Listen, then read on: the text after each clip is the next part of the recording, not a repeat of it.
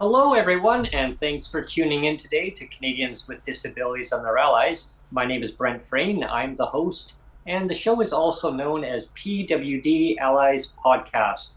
And today is a great day because we're talking about Disability for Dummies. It's part 2, and we're going to be doing a reboot and going back to part 1 where we started last week.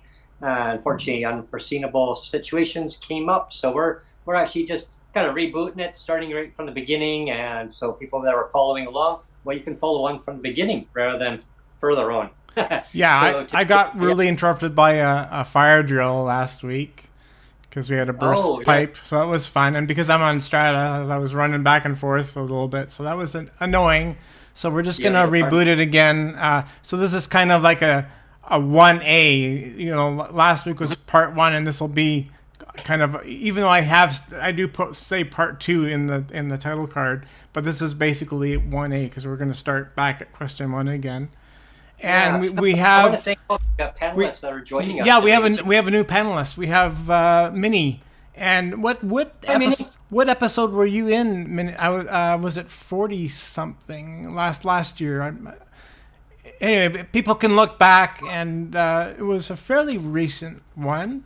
You were on last year, and it was a really good episode. And but anyway, so we have Minnie on with us, so that'll be fun. So what we're going to try to do is I kind of envisioned it like a speed dating where we're going to go around in a circle and try to get as many people involved in answering a true statement or give their impressions of what the true statement means to them. Like I kind of made the analogy of if you went to an art gallery, you know, everybody's going to have a different opinion on what that painting means to them, or what it's not really a question. Like I said, it's a statement. So we can go around the room and see what people's impressions of particular statements are. I think it'll be kind of fun. Yeah, and before we get started, I just have some breaking news for our viewers and our listeners who are listening on the podcast later on. If you're not well aware, Metro Vancouver and British Columbia is having a bus strike. So there's no transit that's available in the Metro Vancouver for the foreseeable future. They're saying 48 hours, but we'll see what happens. So if you're needing transportation to get around, you'll have to look at alternative mode of transportation, unfortunately. And for people with disabilities, that's not always an option for sure. So back to regular programming. Yeah. Okay, so what I thought we'd do is we'll start right back at point number 1. And because Minnie is our new participant today, I'll start with the newbie. Sure. And so on point number 1, and again, these are simple true statements, kind of Captain Obvious true statements. So point number 1, this is a moral compass check. Moral compass check. Any claim that vulnerable and disabled are well taken care of is false. So again, it's a moral compass check. Any claim that vulnerable and disabled are well taken care of is false. What does that statement mean to you, Minnie? Well, I have food in my oven, so I will come back and answer that question. Okay. I thought we'd get this done sooner, but I'll come back and answer it. Okay, so I'll go around. Who wants to take a stab at it then? Sure. I'll take a stab at it. Sure. Yeah, well, that's the myth. It's, Neil, and everyone listening and to the podcast and watching live.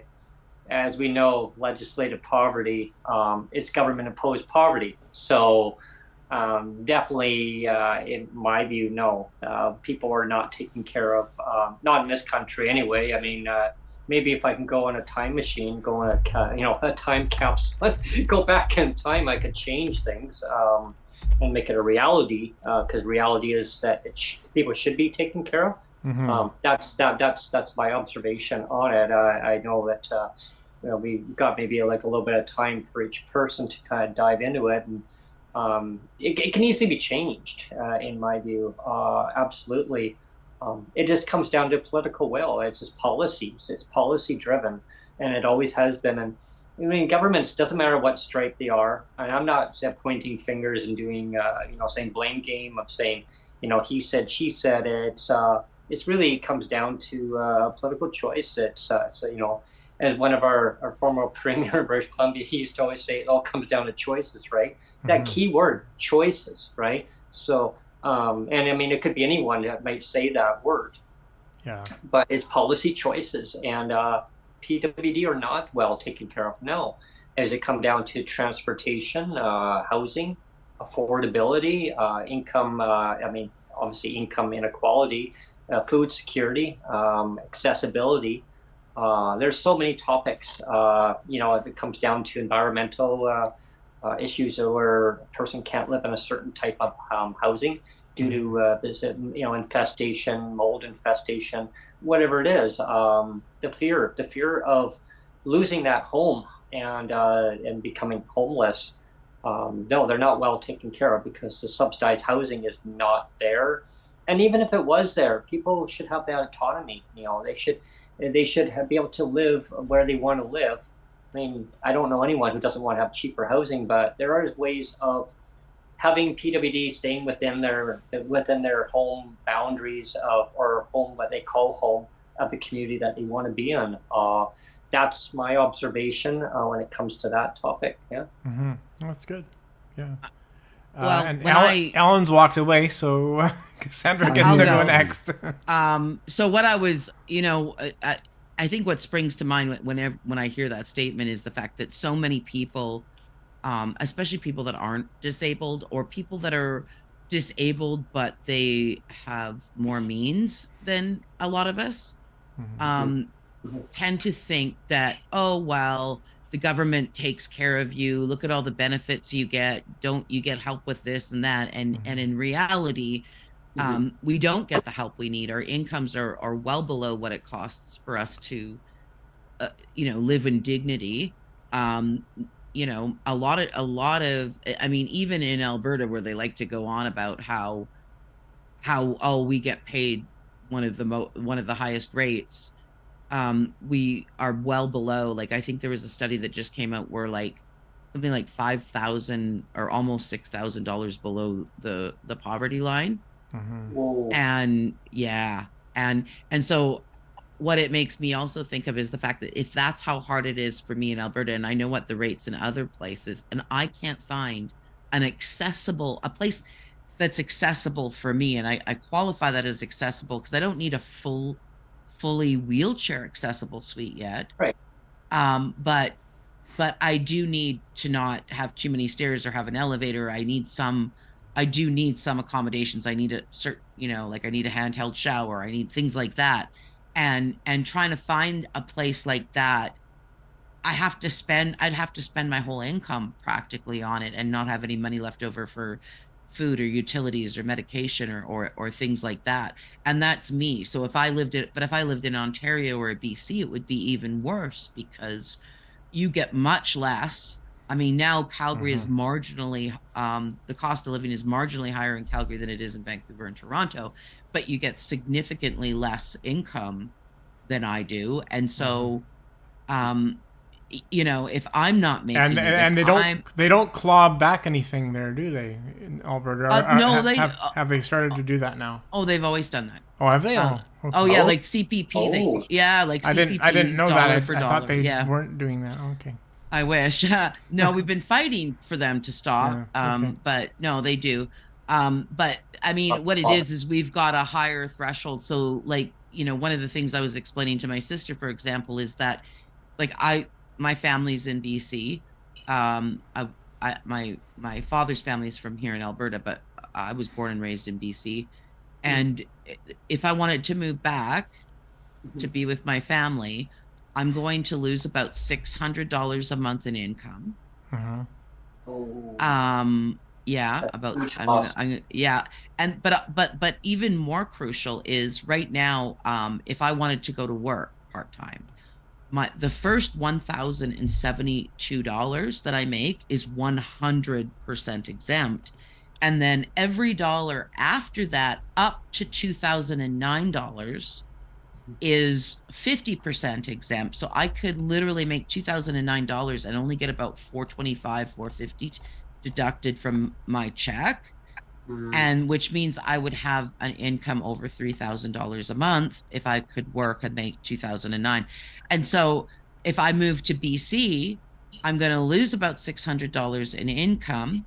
And then on top of it, I'm only allowed to make $15,000 a year, whereas here I'm allowed to make $24,000 a year. Huge difference. Before they deduct dollar for dollar. Yeah. And right, it's a huge difference. So it's not just that by moving to another province, I'm losing a portion of my income. I'm losing how much I can earn too. And so is it feasible? Right? Like I'd like to be close to my family. So these are all the ways we're not taking care of. I mean, there's also things like personal benefits that people don't realize. Like Jason Kenny out here was on and on about, oh, they get the highest amount, we're not touching AISH. Well, they didn't so what they did was they didn't touch the base amount, which is the amount that most of the public is aware of, is the base amount. But what they're not aware of is all the personal benefits that we can get for medical devices, supplements. Yeah, other things like that. And those were where they started cutting. Yeah. And so people were like, oh, but they didn't. And it's like, no, they did. They just didn't do it in a way that you can see it. You would only be able to know if you were actually living on AISH or you had a close family member living on AISH, then you would become acutely aware of all the cuts they make. So this idea that even in a province where we're noted for having one of the highest rates for disability, we're still well below the poverty line. We're still getting, you know what I mean? Like it's still a struggle. So and I think that should be the baseline to go, if they're not making it in Alberta and they're struggling, then nobo's being taken care of. Yeah. If you can't make it here, you can't make it anywhere. Who wants to chime in next? Is Ellen or Minnie? Minnie next? Because we were talking about Alberta. So on my YouTube channel, I document my journey to financial independence, living with a disability, working in the live cam adult entertainment industry. And someone who comments on my videos, at first I didn't know who they were. They sounded spammy, but then I realized they're in Alberta. They're trying to figure out the Alberta system. And because I Google everything, I found the policy for Alberta, the self-employment income policy, how they calculate their income exemptions. You have a tier system. It's very weird. Because I found the PDF document for January 2024. Then I found all your income exemptions for winning the lottery. And I can go to casino in Alberta, no one's going to touch my income. But Ontario, if I win over $10,000 in the lottery, my income is reduced. It's the level of, it's the same, but paragraph 2, section 4, no, it's not. It's just, that's the best way to describe it, because if you read the document, that's the other thing. We get on disability, our caseworkers do not tell us changes or actually what the policy says or how to go read the policy or where to, like if they didn't publish it on the internet, we would never know what they're doing to control us. Oh yeah, there's lots of stuff they don't tell you anything, right? And it's just I get they so don't annoying. tell us, but they published a document that they agreed on that we're supposed to fall in line with, like robots. That's what's irritating about it. And then because before I got on my disability, I was making really good money. I was making over 5,000 US dollars working from home, and I never had to leave my house unless I wanted to. Yeah. And then I got disabled and my whole life fell apart. And the job I have, the industry I work in, they make a frick ton of money. It's not like they don't make money. The industry makes a lot of money. And because I dropped off, got disabled, got fat, I'm no longer relevant. Like the marketplace, being marketable in the job market, having employable skills, and if you can't work for an employer, try to work self-employed. Self-employed, you're doing things twice. You have to do taxes twice, report to disability, then report to the government. I ended up reading ODSP's policy on self-employment, and I went through the section of income tax installments. They won't consider that as a business expense unless the caseworker approves it. Why do I need a third person who doesn't understand my business, doesn't understand how to read profit and loss statements, telling me, oh, that's not real? Fuck them. Yeah. Yeah.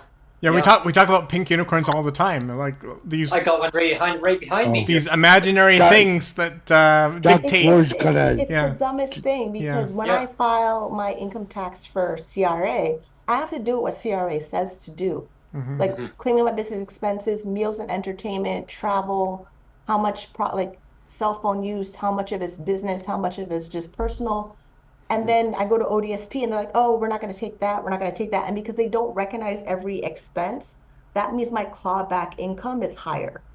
That means I get kicked off ODSP higher because they don't recognize all my business expenses, because it's income minus expenses, then net income, because I'm not an employee where they automatically take taxes off my paycheck. Right. Yeah.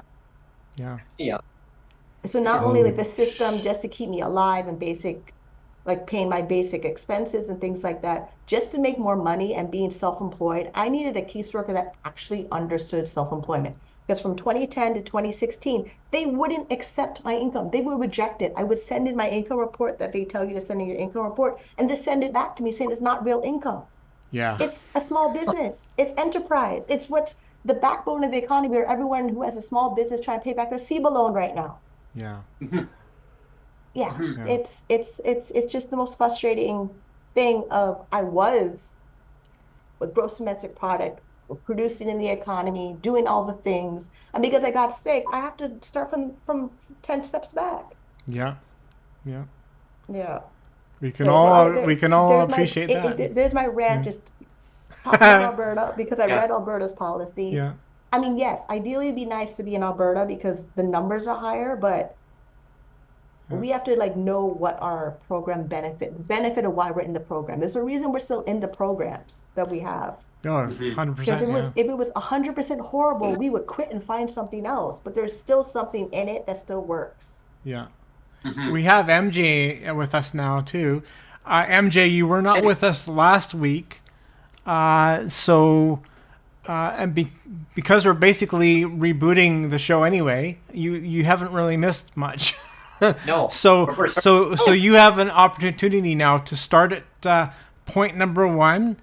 And so again, for your benefit, I'm going to repeat the point. And these are basically, like I said, true statements, Captain Obvious true statements. The first true statement that we're discussing is moral compass check. Any claim that vulnerable and disabled are well taken care of is false. So again, this is a moral compass check. Any claim that vulnerable and disabled are well taken care of is false.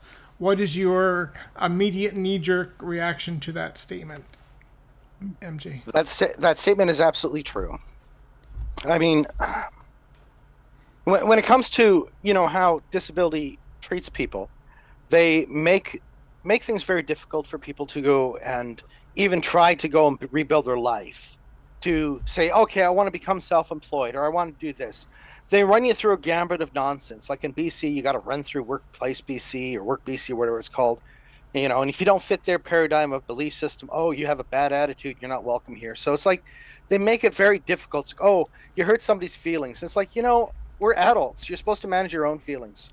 It's not personal. But I see Cassandra laughing over there. But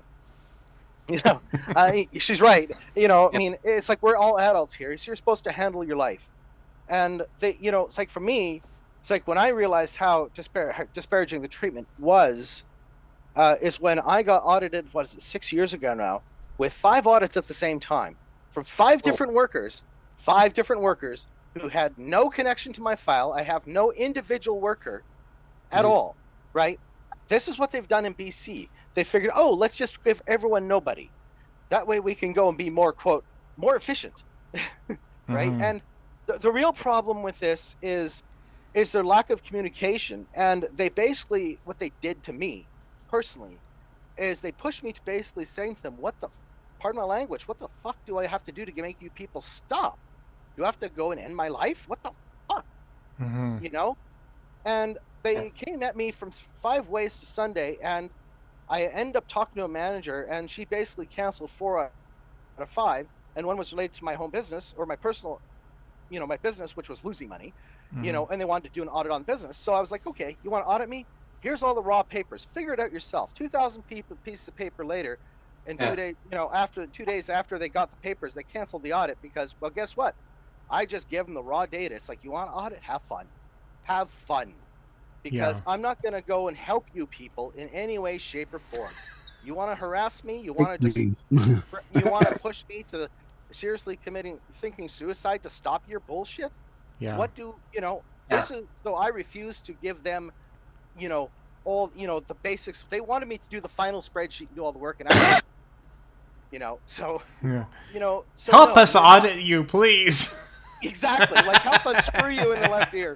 I don't know what you're saying, Cassandra. You're muted. So I was just laughing, and both you and Minnie have brought up just a couple things, but I'll wait for Alan's turn before because I have comments to make. I was going to say, MJ, you're a little bit. Said. I was going to say, MJ, you're a little bit off camera. I don't know if that's purposeful or if you want to readjust your camera a little bit. Let me readjust my camera. Yeah. Okay. Yeah. Now you're really joining us now. Okay. I like the off-center look because it makes it look like I'm sort of trying to leave but trying to stay. That's right. All that raw data there, MJ. My gosh, they would too much information for them to read. To overload. You know what? We'll just scrap all that. Yes. We'll go on to Ellen now and see what Ellen has to say about that question. Okay. Or not question. I keep saying it's a question. It's not really a question. It's a statement. Yeah, statement. Thanks, MJ. My turn. Your turn. I think the social narrative has lied to so many people, and this is where you got the middle class going, I can't believe my taxes are going to people who sit at home all day, yada yada yada yada yada, and it's a narrative. And I think the only grace we've had with the pandemic is that everybody's gone, wait a minute, we're all in the same dumpster fire.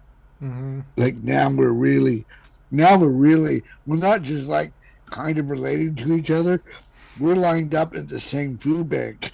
Yeah, right. All right, so you're getting people that 10 years ago would have said those folks on disability are just lazy as crap and want to sit home and play their video games and what have you, to like, hey buddy, isn't this a shit show we're going through? Right? So the narrative is definitely still in place because you have the upper class trying to make the middle class and the lower class hate each other so much. But the fact that the Gale and Westons are cranking up the grocery prices and not helping with the savings on stuff that I wasn't sure I'd put in my freezer for the last day. But I digress. So my statement to that is, no, we're not taken care of. Yeah. Okay. Yeah. Thanks, Captain Obvious. Thanks, Ellen. Oh my God. So does anybody want to have another go at that one, or do you want to move on to the next one? I want to quickly have a go because I want to comment on the business, like this side. I mean, and it relates to what Alan's saying. It's the public perception that we're so taken, and that we sitting home watching video games. When I got in my car accident, which put me on age, I was being paid. It's very common in Alberta where employers will pay you as a contractor. So you have to incorporate a business so that your business gets paid, and then you pay your own taxes and everything. And that's what I was doing. I was making good money. I was clearing $5,000 a month, doing sales and business development for a courier company. I was doing fairly well. When it got to the point where I'd spent through a lot of my savings, I had nothing in any of my bank accounts. I went into income. This is before AISH. I went into income support, and I showed them. So I show them everything, right? I show them my annual returns, which are not financial returns. They're just the corporation, to keep your corporation active. And I showed them all my bank. I showed them everything. And then I got onto AISH, and all of a sudden I get a knock at my door, and it's an investigator, a provincial investigator. And they're attacking me, going, "Well, you have a business." Yeah. And I'm like looking at her going, when I applied for income support, I'm the one that told you I had a business when I applied. I showed you all the documentation. It's defunct. And she goes, "But what about your annual returns? You haven't," like, she's thinking they're financial returns. Right. And I'm like, so just so you know, annual return is not a financial statement. It's just what you have to file to keep your corporation active, which is why I didn't file, because there's no money. I'm not employed or being contracted. So there's no point in keeping my corporation active. It's not a financial, and they put me through that. And then move forward a few years, I went into a program through a lovely organization called Momentum out here in Calgary, and they have a self-employment program, and they have funding for people with disabilities from the federal government. And so I got in under that and was trying to start a business which I sold 2 items in 2 years, and I was paying out $200 a month to keep the business going. Oh, wow. Right? Okay. Yeah. And all of a sudden, I get the same investigator knocking, "Oh, you've got a business and you didn't tell anybody." And I'm looking at her going, "Excuse me, lady. I went through an employment program that has funding for people on disabilities, like people like me on AISH, to become self-employed and self-sufficient." I said, "I'm not making any money. I took out a loan, a micro loan that I have to pay." I go, "I don't know." I had to go to her supervisor, because I'm like, I said to him, I finally made a meeting with her supervisor, and I looked him straight. I said, because it used to be the policy in BC where it was like you had to have 2 or 3 people report before they actually did it. And they're like, "Oh no, we just need 1 person." I said, "So any random person can just say, 'Oh, she's doing this,' and I have to go through the hell and stress and harassment and intimidation by your investigator, even though I've done nothing wrong, just because some random person phoned in every time." And he went, "Well, if somebody's abusing it, blah." And then I finally, I've never been investigated again, because of course they couldn't find, I showed them everything, and it was all on the up and up. But it goes to this thing of, this is what deters a lot of people from trying to become self-employed or trying to work, is whenever we do, this is what we face. Stigma, yeah. Stigma. The harassment. Yeah. Right. Like they blowback. Yeah, like you get shut down and told that, like somehow you're not. It's like, "Oh, they're lazy, they don't want to work." But every time we do, the system is designed to prevent us and make it as difficult as possible for us to gain any kind of independence that we might want to gain. Yeah, just to finish up this question, I mean, the reason why I included this, again, it's not really a question. The reason I included the statement on the list, and that me and Brent agreed to have it on the list, is like, even as a person with a disability my whole life, even I was ignorant, in the sense that, like, I thought, as a person with this disability, I thought my whole life that the government took care of people like me, because I was working my whole life, just like most of us here, and I never had to really depend on government assistance for until my son turned 1. That's when we kind of downscaled and focused on being parents. And so that was the first time. So that was like 15 years ago was when I first went on. And then, then my first wife passed away. And then I really found out how crazy how cruel the government is, But yeah, well, like I said, even for me, disabled my whole life, I had no idea until you actually see how perverse the government is. You just don't know. I'm going to make a final my final comment on that question too is that basically even doctors would believe that the system was designed to take care of people with disabilities. My doctor was baffled when the BC provincial government, the former government that was in, went through and find cost-saving measures to try to re-examine in people with disabilities to see if they actually are still disabled enough to be on disability, so to be reassessed. My doctor and myself, we thought, well, what the heck? What's changed? And the myth is that, well, people would believe that you're supposed to be well taken care of. My doctor and I had that discussion. You're supposed to be well taken care of, Brent. You're supposed to have enough money for shelter. You're supposed to have enough money for your support. Any amenities that you need, they're supposed to be there, easy, accessible for you to apply to get. And I said, okay, then how come I can't get?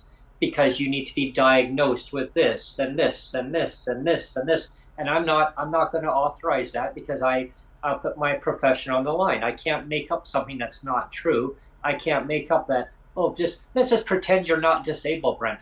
Okay?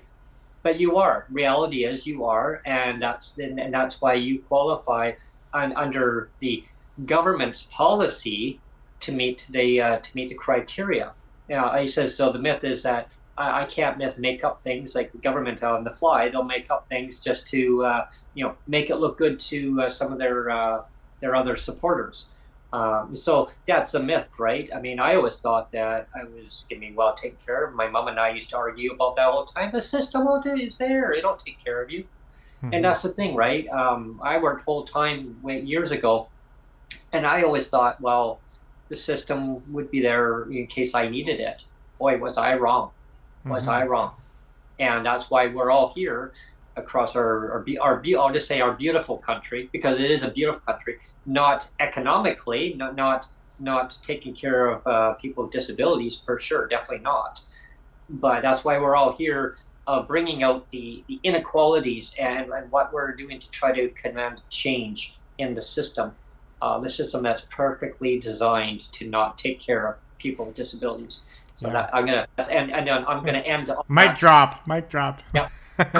Yeah. So let's move on to point number 2 then. And again, we're all walking through this art museum and looking at paintings on a wall. And this is your first. Isn't that beautiful? Oh, I like this is that your one. first instinct on this particular painting. So this is the next painting we're going to look at. 2, having a disability is hard. Having a disability is hard. So a pretty basic statement. Having a disability is hard. Who wants to have a first go at this one? Minnie, go ahead. It's a weird statement, because if you're born with your disability, you don't know what it is not to have it. And then you develop it after, like mine's after. So like I was a healthy child up until 18 or 12. But I live with parents who pushed on me that I need to work hard, go to school, not have babies until I'm married.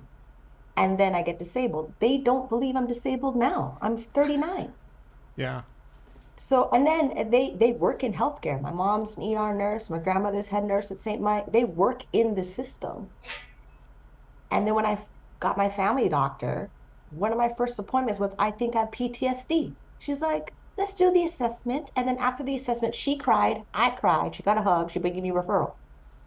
And that it spiraled from there. It was just constantly in referrals, in things. And then as I treated the depression, bipolar, we were told I could go back to my normal life. Then I got diagnosed with multiple sclerosis. Oh, okay. Because then I thought I had a pinched nerve. Like we thought it was a pinched nerve. They were worried about stroke. We did the MRI. They found lesions for MS. I've been seeing the neurologist since 2013. I was told I would go back to my normal life. That's never coming. That's never happening. I have to deal with medications, side effects, hair falling out, trying to fight the government to get a breast reduction right now because OHIP says they'll cover part of it, but they won't cover the part that they won't close you up. They'll take out the breast tissue, but they won't close you up. So what's the point of OHIP? OHIP is the most weirdest thing. If OHIP is going to cover a procedure, they cover this much. Then the doctor has to do the rest. And because it's not, and because surgeons are like registered physicians in the physician body that regulates them, but they run a private practice. So, and it's elective. But the reduction, because it's back pain, spine, my spine's all jacked up because of the weight I have carrying on my chest, they recognize that as the condition, that's the problem, but they're only going to take out the tissue and basically leave my breast open on the table and not close me up and make me look presentable. Wow. To look presentable, to look like I have a female body and feel good about my body again, it's going to cost me $15,000 plus tax in Ontario.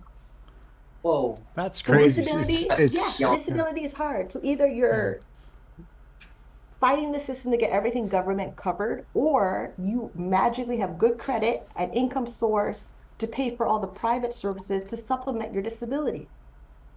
And if you don't have the income to pay for the private stuff, the not covered by OHIP or not covered by ODB or not covered by Trillium or Exceptional Access Program, it's coming out of credit cards and your income. If you have an income, if you don't have an income, you're literally on the internet begging people for money. Yeah. The level of GoFundMe, Buy Me a Coffee, PayPal Me donations that are online right now for people who just don't have enough money, or they were working and they can't work anymore. There's one GoFundMe, the guy's trying to buy a scooter so he can work for Uber, doing the DoorDash and stuff. That's it. That's all he needs is a scooter to get around town and do DoorDashes. And DoorDash and those gig economy jobs are not going to pay him enough for minimum wage.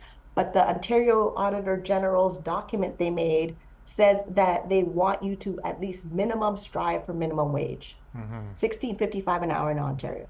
Yeah. They feel like if you can make an income that is minimum wage, they've accomplished their goal. It's such a dumpster fire. I mean, the whole thing's ass backwards.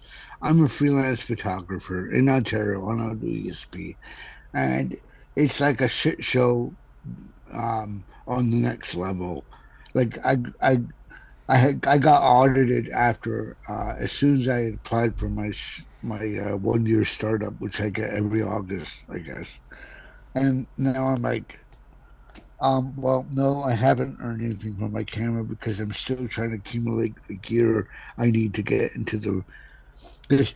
Unless you have, and Neil understands, unless you have X amount of lenses and X amount of this, and they're at a certain level, and the gear's at a certain level, you can't even get an assistant photography job as an assistant, which means even if you don't crank your camera out because the photographer wants you just to lug gear around for him, you still have to have the gear on you in case he says, go shoot the guests in the park. Like B-roll stuff, go do the B-roll. Yeah. And so you have to have this, and you can't have the hobby stuff.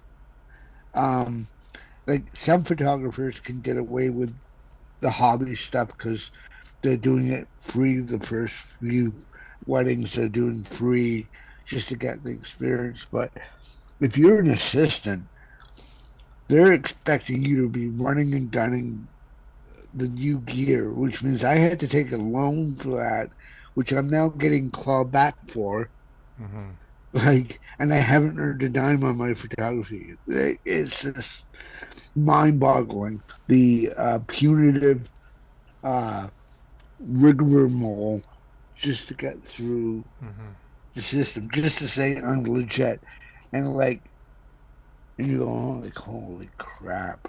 And the annoying part about a business loan, if you don't tell your caseworker before you get the loan, they see it as income, unless you can make an appeal and prove that you got the loan for your business. Oh, Yeah. wow. We can Uh, get a loan it- in Alberta, and it's not considered income because you have to pay it back. Period. Doesn't matter what kind of loan Okay. it is. Okay. Wow. Oh. but in Ontario, like I'm not sure how that works in BC. I'm getting clawback for CERB. I'm getting clawback for my loan.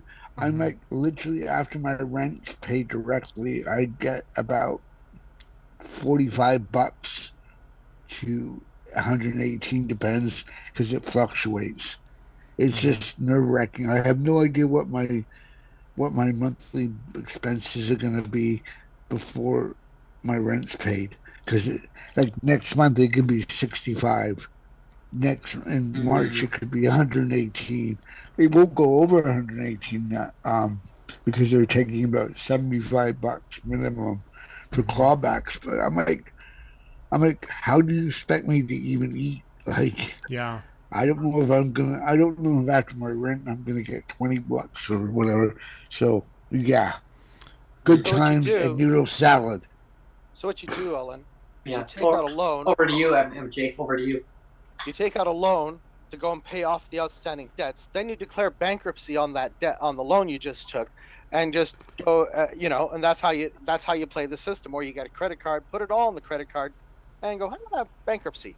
You can file bankruptcy already, and it will include the overpayment. Like the way the policy is written, if you file a consumer proposal or bankruptcy, as long as it's active and the overpayment was a loan before you filed the bankruptcy or consumer proposal, it's automatically included in the bankruptcy law for Canada. Because I learned it when I filed my consumer proposal in 2019, but I got my overpayment in the pandemic for CERB.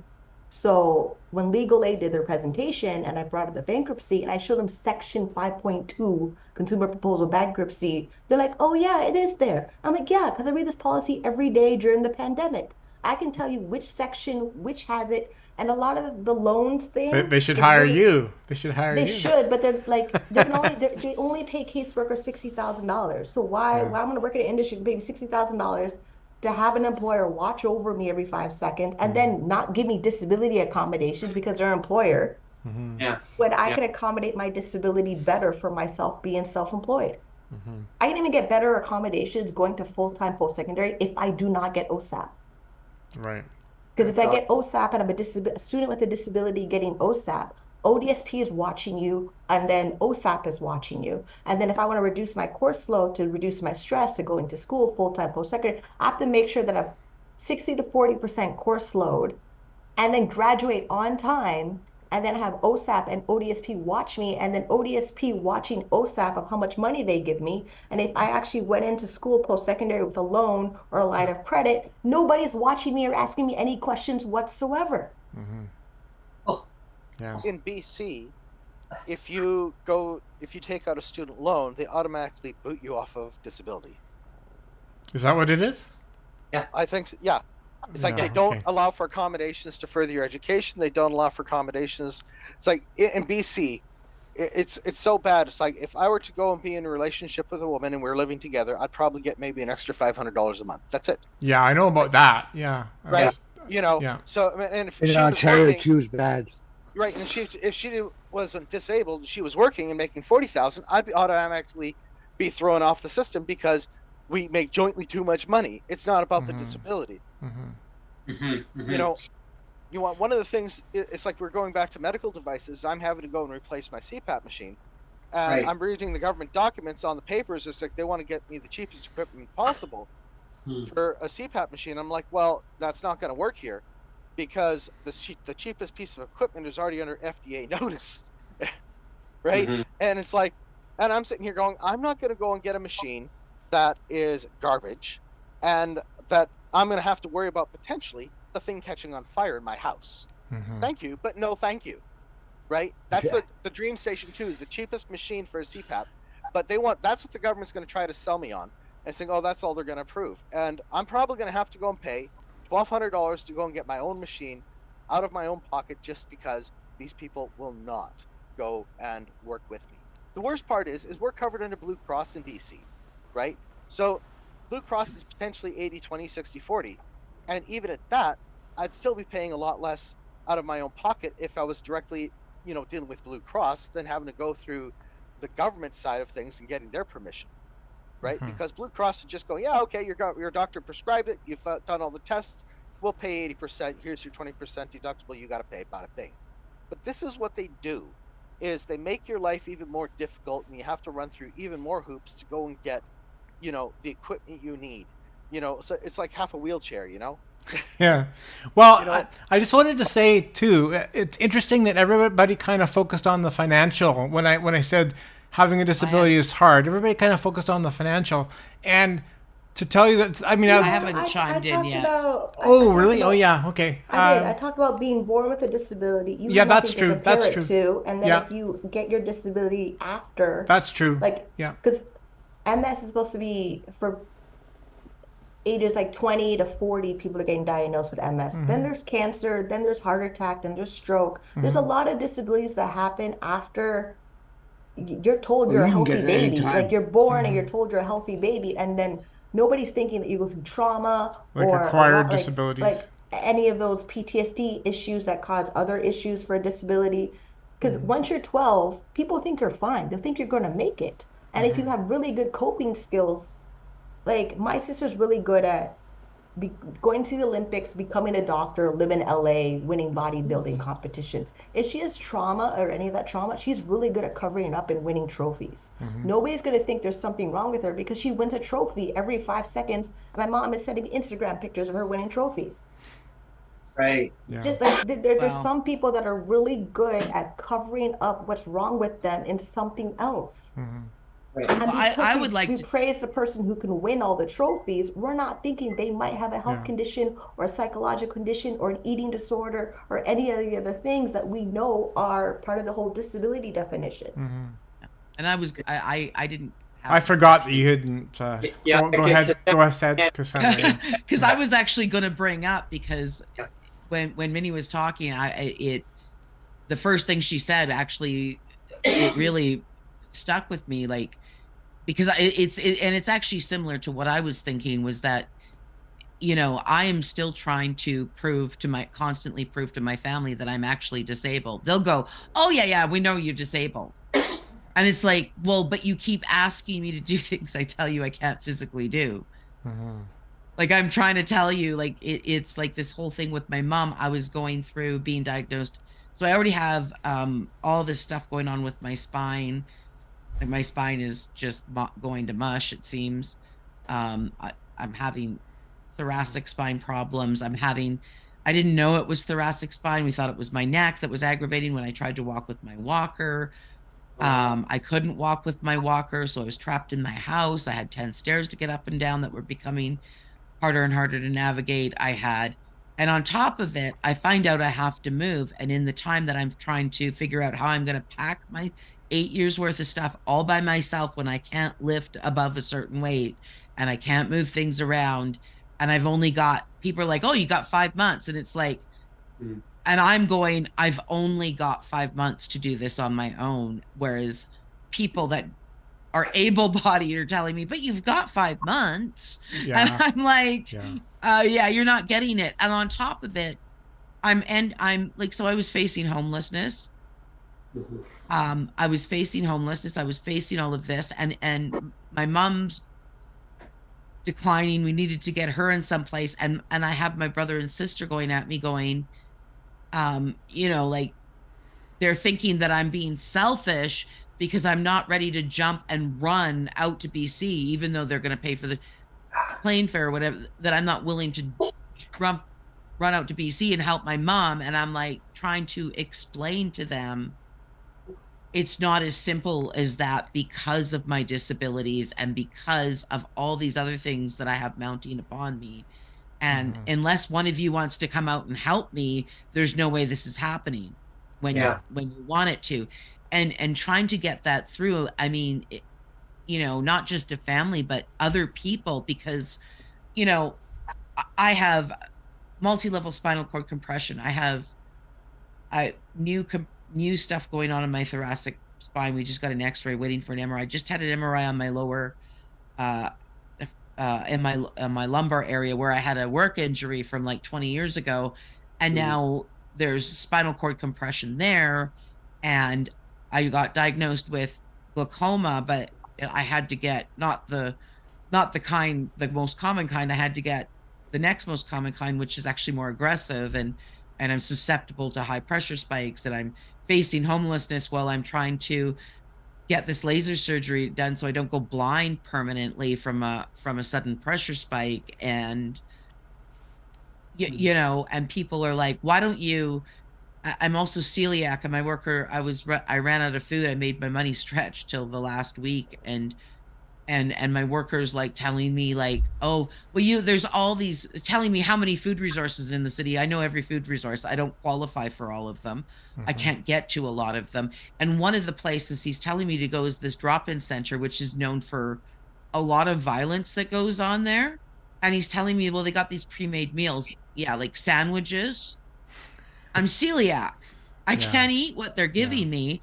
I can't, even if I could get there, it's dangerous to me because I have no physical way of defending myself if somebody is having a delusion or is acting out because they're not getting the care they need. You know what I mean? And this is the way everybody's talking to me. Like somehow, you know, you want to talk about disability being hard. Like even the people that should know how hard it is don't get how hard it is if they're not experiencing it. Like even it's like, oh, I have a son or daughter or cousin, uncle, and it's like, but you're not living in their body and you're not living in my body, and you don't know. Ableism. Yeah, you don't inner ableism. That's, you know, and if I'm telling you, if I'm, you know, my biggest thing is if instead of just questioning me and interrogating me every time you expect me to do something I can't do, if I'm telling you, just believe me. I have no reason to lie. I'm telling you, and you just need to accept it. I had to accept it. It took me 5 years to accept that I'm physically disabled.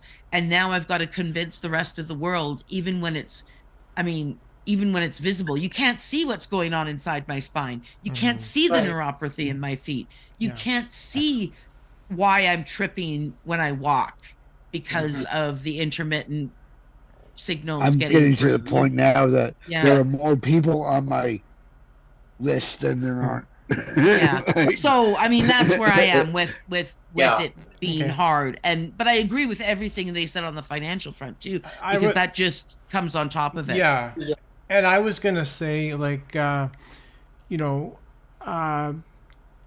like my answer to the question would be more focused on the physical aspect, because I mean, I'm basically in a wheelchair, you know, full time now, instead of, you know, I still use a walker a little bit, but I spent my whole life on crutches, right?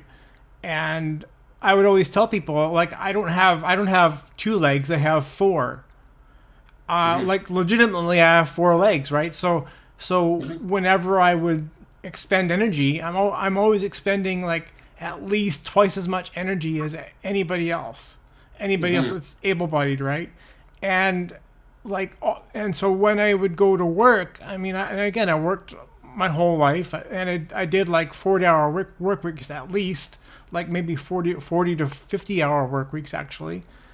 And the thing is that a lot of people don't realize too is it's a lot of wear and tear on your physical body. And I would use the analogy of, like, you know how they say, like, working like a dog, because like one dog year is equal to 7 human years, right? So I would always tell people like I feel like I'm working in dog years, you know. So like my one human year of working is like equivalent of like 7 dog years, if that makes sense, right? That I'm expending so much more effort and energy than you know, an able-bodied person is doing the same amount of work, because I have to keep myself more healthy. Like I'm having to invest in my health like more frequently than an able-bodied person is potentially, right? To keep, you know, and that would be my answer to that statement. And my answer to that statement, though, well, yes, you go ahead first, and Jane, and I'll actually get my answer. I was gonna quickly say, it's like, you know, you're disabled, and then you got a snowfall, and you have to shovel the snow. It's like, you know, I have been physically exhausted for the past week and a half since it started snowing. I mean, I am mentally exhausted because my mom's 73. I live with my mom, and you know, I try to do as much as I can to help her out so she doesn't have to do this type of stuff. And my back has been in excruciating pain for the past 2 weeks. I mean, I have multiple herniated discs, in my neck and back, and bad knees, but I still have to go and do it. So I'm in excruciating pain all the way around, and people think, oh, being disabled, oh, just get over it, just push forward. And it's like, you can only push forward to the point of where you're just in tears. Mm-hmm. And that's, and the amount of pain that I've been in has just gotten, from the point of like, I have to lie down for hours at a time, on a heating pad just to go and relax the muscles in my back so I can just sleep for 5 hours, right? Because sometimes even lying down hurts my back. Mm-hmm. So it's like, I'm always standing up, sitting down, doing things, trying to allow for, that stress to be removed. So, I mean, each one of us here is facing, this level of discomfort at every moment of the day. And we try to push through until we just can't, and we're in tears. Mm-hmm. I experienced some, I'm still due. I got these smacks of vertigo, and one of them knocked me out for like 2 days. I was out cold on my kitchen floor with no one to check up on me. I came to by myself, but it was because I got up too fast to go to the kitchen to get a glass of water, got vertigo. I was feeling super dizzy, and I knocked myself out. But so you get these cases where, you get sick, your body is physically just taking the brunt of it. I felt so when I've had this bronchial thing, which I think I'm on the cusp of kicking to the curb. I feel so foggy brained that I don't want to go far from the house. Just to go to Metro across the street is okay, we're going to get a coat on, get the boots on, try and lace up said boots. Realize that you can't lace the boots up because the pea coat's too tight. Yeah. So you're back to square one again. It's like a game of snakes and ladders.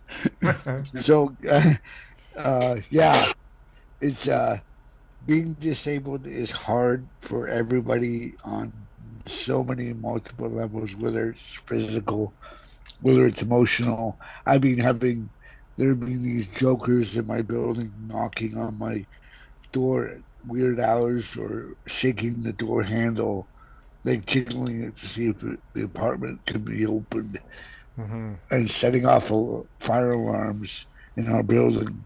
I don't know who it is, but the last few days have been excruciatingly mentally draining. Yeah. We have Mr. Wallace in chat here. He's actually making a good point too. He says weather affects the body as well, which is a really important point to mention. It does, Mr. Wallace, because I'm going to give my little take on how disability is hard. As we know, in BC we had the major Arctic outbreak. It went all the way across Canada. The prairies, they got hit really hard. And BC, though, we're in the south coast of BC. I'll just say to the people that are watching or listening later, the south coast of BC, traditionally, we don't normally get a major outbreak of Arctic, an Arctic blast. Yes, we will get some traces of Arctic air when it comes down. But this time around, we got all the way across. All the way from the Kootenays, all the way down through Kamloops, Merritt, all the way down through Hope, all the way down to Coquihalla, all the way down the south coast. Including Victoria. Victoria normally does not get down to minus 15 overnight. That's without the wind chill. We got down to minus 21 with the wind chill. And you got that wind just howling through bitterly cold temperatures, disabilities, because I got the heat cranked up, baseboard hot water heating. Okay, it's baseboard hot water heating here, and it's cranked up as high as it can go, and you can't even feel the heat. You couldn't even feel the heat. My toes were freezing cold on the floor. I had 3 pairs of socks on, and I could still feel the coldness. I had the curtains closed to keep the heat in, but because it's single pane windows. And meanwhile, they're saying on the news, oh, well, seniors are taking the brunt. Well, what about people with disabilities? The problem is media makes it hard on people with disabilities. They don't like talking about people with disabilities, their stories. What on a day-to-day basis, what do we go through? Yes, seniors have it hard too, and I'm not downplaying it, because yes, seniors with disabilities, yes, it's in the income. Oh my God, what a shocking thought. Oh, I know. Well, I always say that it's because disability isn't sexy enough, right? I mean, absolutely. Yeah. To put it simply, I mean, it doesn't get, it's just not sexy. So yeah, if it's not sexy, it doesn't get the airplane. Yeah, and is that when you have multiple disabilities, either physical or some of them are invisible disabilities. I have some invisible disabilities. I also have a one that's very apparent, of corrective lenses. Now, it doesn't correct my disability. No, it helps. It helps. It's like having a wheelchair. It helps to complement your disability, and I like who I am, because that's who I am. But I injured myself, and I thought, I'm good. I can do this. I can do this. I thought I could do more than I thought I could. My mind said yes. My body said no. I severely injured myself in 5 places on my spine. So discs got really compromised really bad, more than I thought. I couldn't even get out of bed. Disability is hard. I couldn't even get out of bed. I couldn't even move my arm. I couldn't even feel my arm. Like, that's how bad it was. I didn't even realize that I moved it, but I couldn't feel it. Like you normally you can feel it. And I went to go grab something, and it just dropped. It literally dropped out of my hand. Like, I'm like, uh-oh. My leg was numb. So it went all down my spine, down my leg. I remember calling up Sonia, because she was supposed to come over to visit. And I said, I can't even move. Like, she was, okay, I'm going to be making a trip out. And my roommate says, what's wrong with you? Because she heard all this bang, crash, boom. And my former roommate, and she came in, and she was, oh my God, are you okay? And like, I had fallen out of bed. I had literally fallen on the bed and laying on the ground in my bedroom, my home bedroom. And I said, like, and I had tears running down my face, like, and I was crying because I was so much pain. And my roommate's boyfriend said, you know what, I'm going to call the doctor right now. I'm going to make an appointment. Like, and so he got me in. And disability is hard, because the fact is that I should not have been doing something more than I was able to do. The employer downplayed it and said, oh, well, you know what, you can overcome it. You can overcome it. You'll get better. Just, take a run. You need to limber yourself up. Take a run around the block. I said, I can't move. Like, I'm in pain. In WCB, well, they were helpful at first. Well, they were helpful at first. I must admit, they were helpful at first. However, they started criticizing me, and I agreed that, yeah, part of it was my fault. Part of it, I will actually own ownership of part of it, because I did something that I thought I could do. But because of the act states that, no, if you do something that you don't feel comfortable, don't do. But what they didn't realize is that if I didn't do, I was told that I was going to be documented and that I would be fired. That if I didn't do, they didn't know that part. See, so anyway, long story short is that I was told from a doctor that going forward, you're going to have to be so careful now of what you do going forward with repetitive kind of employment. And as you get older, unfortunately, it come back at you. Who knows till what degree? You just have to just be careful, right? I shoveled someone's snow, their driveway, when we had that snow fall. Not a lot in Victoria standards, but it was enough. And I just a neighborly thing to do, right? They had a shovel, and the neighbor couldn't shovel anymore. So I did it, but I was doing it very carefully. And I could actually feel that little inkling, like, okay, Brent, you need to stop now.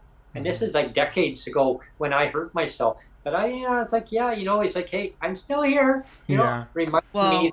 Yeah. And I want to say, like, just listening to everybody else, I mean, it's like not only is the actual actually having the disability and all the barriers, physical barriers it presents, and the pain and the stuff that you're going through in your own body. But on top of those barriers, you got the additive barrier of convincing other people that you're actually going through what you're going through, and that you're feeling what you're feeling. That's the ableism, well, right? that's 1 second. And that's exactly it. It's like you feel that you have to prove yourself to other people. Well, I don't see that. You don't see that you have that kind of disability, or you put your mind to it. Mind over matter. You put your mind to it, you can go and do anything. Not necessarily. No, like you need to live that person's life and understand what they're going through. There was that one. I forget what was her name, in the wheelchair. She has a motorized. Well, she's gone now, but she said no amount of smiling will remove a set of stairs. And I forget her name now, but this is so true, right? I didn't know if we wanted to move on to another question, or fire another way. Yeah.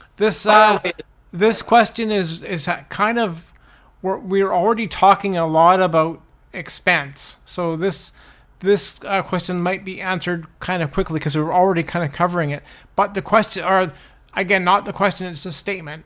The statement is, disability is an added personal expense. So we've actually already talked a lot about expense, so maybe we can quickly go through this one. But Cassandra, you can go first if you want. It definitely costs. It definitely costs a lot more. Like there are, it's funny because I have about a quarter of the income in today's money as what I did before I was in my car accident. I already had disabilities before the car accident, by the way. It's just none of them prevented me from working. But like the amount of money it costs out of pocket because of things they don't cover, right? Like everybody thinks, oh, you just get handed all these things. I didn't even get handed I found out people in my same situation got rehab, and I never even got offered it. And I would have, and now I would have to pay for it out of my own pocket. And I also have things like they had me on heavy opiates, and I didn't like them because I was like a vegetable. And I ended up, when they first legalized it for cannabis for medical purposes, I immediately got it, and I was able to get myself off of these heavy opiates. And the first thing that happened was I got my brain back and I had a life. But it costs me to get what I'm actually get prescribed per month, which is what I need. I've never been able to do it because which is why I haven't been able to get completely off of them, because it's literally another $600-700 a month to actually be able to support what I would need to get off some of these medications, these pharmaceuticals that actually make my life worse. So there's all kinds of. The other thing is things like a good example is we used to have this amount on AISH that was it was over $4,000. It was this generalized fund if you needed something, and a lot of people used it to get motorized mobility scooters, and because it's not covered under Alberta Aids to Daily Living, even though they cover everything else, they won't cover a mobility scooter. And so what they did is they reduced it. They cut it in half. Now that fund that used to be used, that is only just over $2,000 annually, and it costs the over $4,000 just to get a mobility scooter. And so these are things you have to pay for out of pocket. I have a friend that had wheelchair. He had his motorized wheelchair got broken, and he was trying to go through Alberta Aids to Daily Living and AISH and all these things, and they would only pay a small portion of what he actually needed. And so he also had to do, this is somebody in Alberta that also had to do a GoFundMe, and then they go after you because they're like, oh, you got to GoFundMe, and they want to deduct you. And it's like, well, you wouldn't pay the cost for me to have my wheelchair back and so I can get around, but you're now going to penalize me for trying to come up with the money Yeah. And so it costs a lot of money, and it's not just medications, it's not just assistive devices, it's other forms of transportation. I can't take transit. Even the handicap transit is very hard on me. My car works best, but that costs money out of my pocket. And without it, I'm trapped.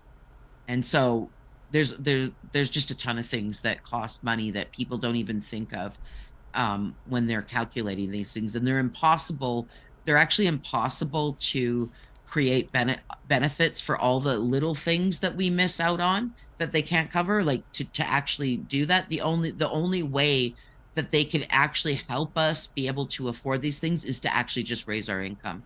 Yeah. And they won't do it. And the statistic is, on average, it costs 40% more to live with a disability than it does to live without. So if you look at the living wage, I'm going to talk a living wage calculation. If you look at the living wage calculation and you add 40%, that is the cost of living with a disability. Well, you know, like for example, it's like when it comes to the, you know, assistance to go and get equipment from, you know, in BC, it's like we're covered under Blue Cross, but they have the department that sits there ahead of you of Blue Cross, even though they pay the monthly fee for Blue Cross. I don't know if we're at 80% or 60% or whatever it is, because they won't tell us. So, you know, that's even worse, is they do this. So now I've got to go through this rigmarole instead of being able to go directly and billing directly to Blue Cross. It's kind of like a pre-screen, right? They pre-screen. Yeah. Right.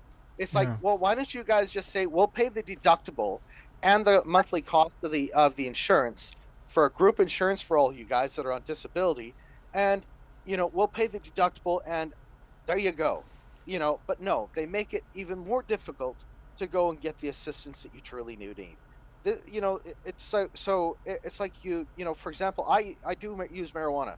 I pay for that out of my own pocket because I can't and I won't take stronger opioids. I just won't, because I have a past drug addiction from 2004, you know, so I just keep in check and complete control of every single drug that I take, you know, so I don't allow doctors to sit here and say, oh, we'll give you this, and I'm gonna tell, you know, and I just start quizzing them on what is this, and what are you giving me, and what type of drug is it? And I won't allow doctors to just give me things that could cause me to go relapse on that type of addiction, you know, because they just don't care, you know. Oh, just sign it away, just sign a prescription, you're on your way, you know. But the way this system is designed, it truly, you know, behooves these people to just sit here and think that the amount of harm that they're doing by going and creating these pre-screenings is just absolutely heinous. It's like, you know, how can they go and justify this type of thing, or say, oh, we'll only do half a procedure, or we'll give you half a wheelchair, or these types of levels of idiocy, you know, that go and make, you know, it's like there's absolute illogical thinking to these people's thought process in making our lives more difficult. It really is. I'm trying not to swear, but it's just I'll comment on that. I'll comment on that next.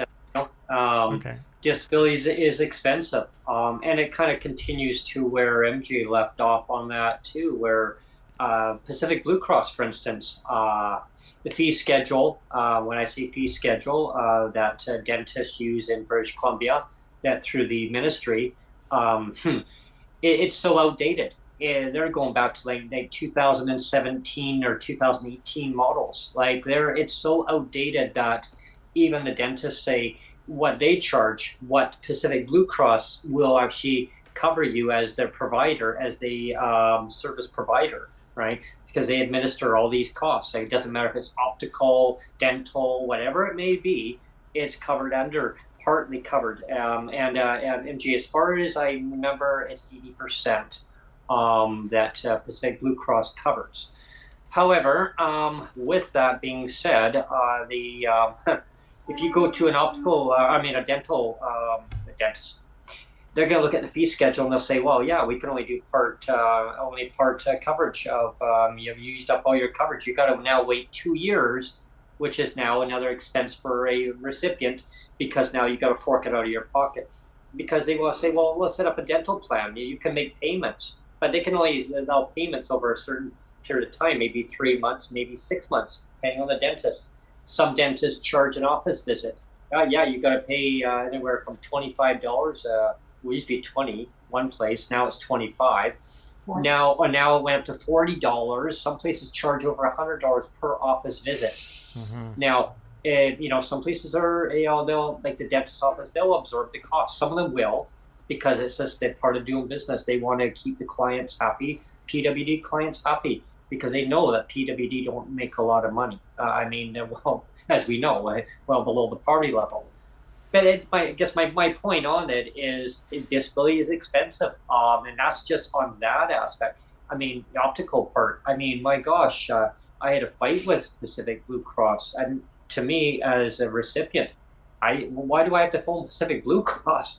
That's what I was told, and I talked about that in one of my podcasts before, the Space Savers episode. But yeah, an office visit, it was supposed to be covered under my medical, but I had to fork out $99. I had to fight with them to get the money back, and then had to go to a different optical place just to do the same procedure and have to go through this whole brand new testing, which my medical now got dinged again. So now the government actually cost me a lot of rigmarole to go through, costs.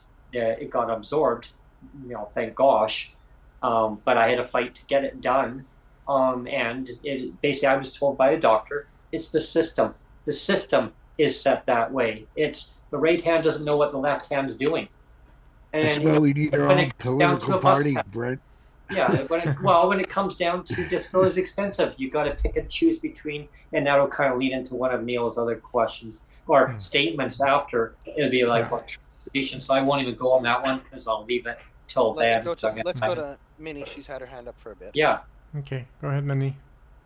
So, cost is a very funny thing. So, because I've been documenting my budgets on my YouTube channel since 2018. And at one point I was only doing my personal budgets and not my business budgets.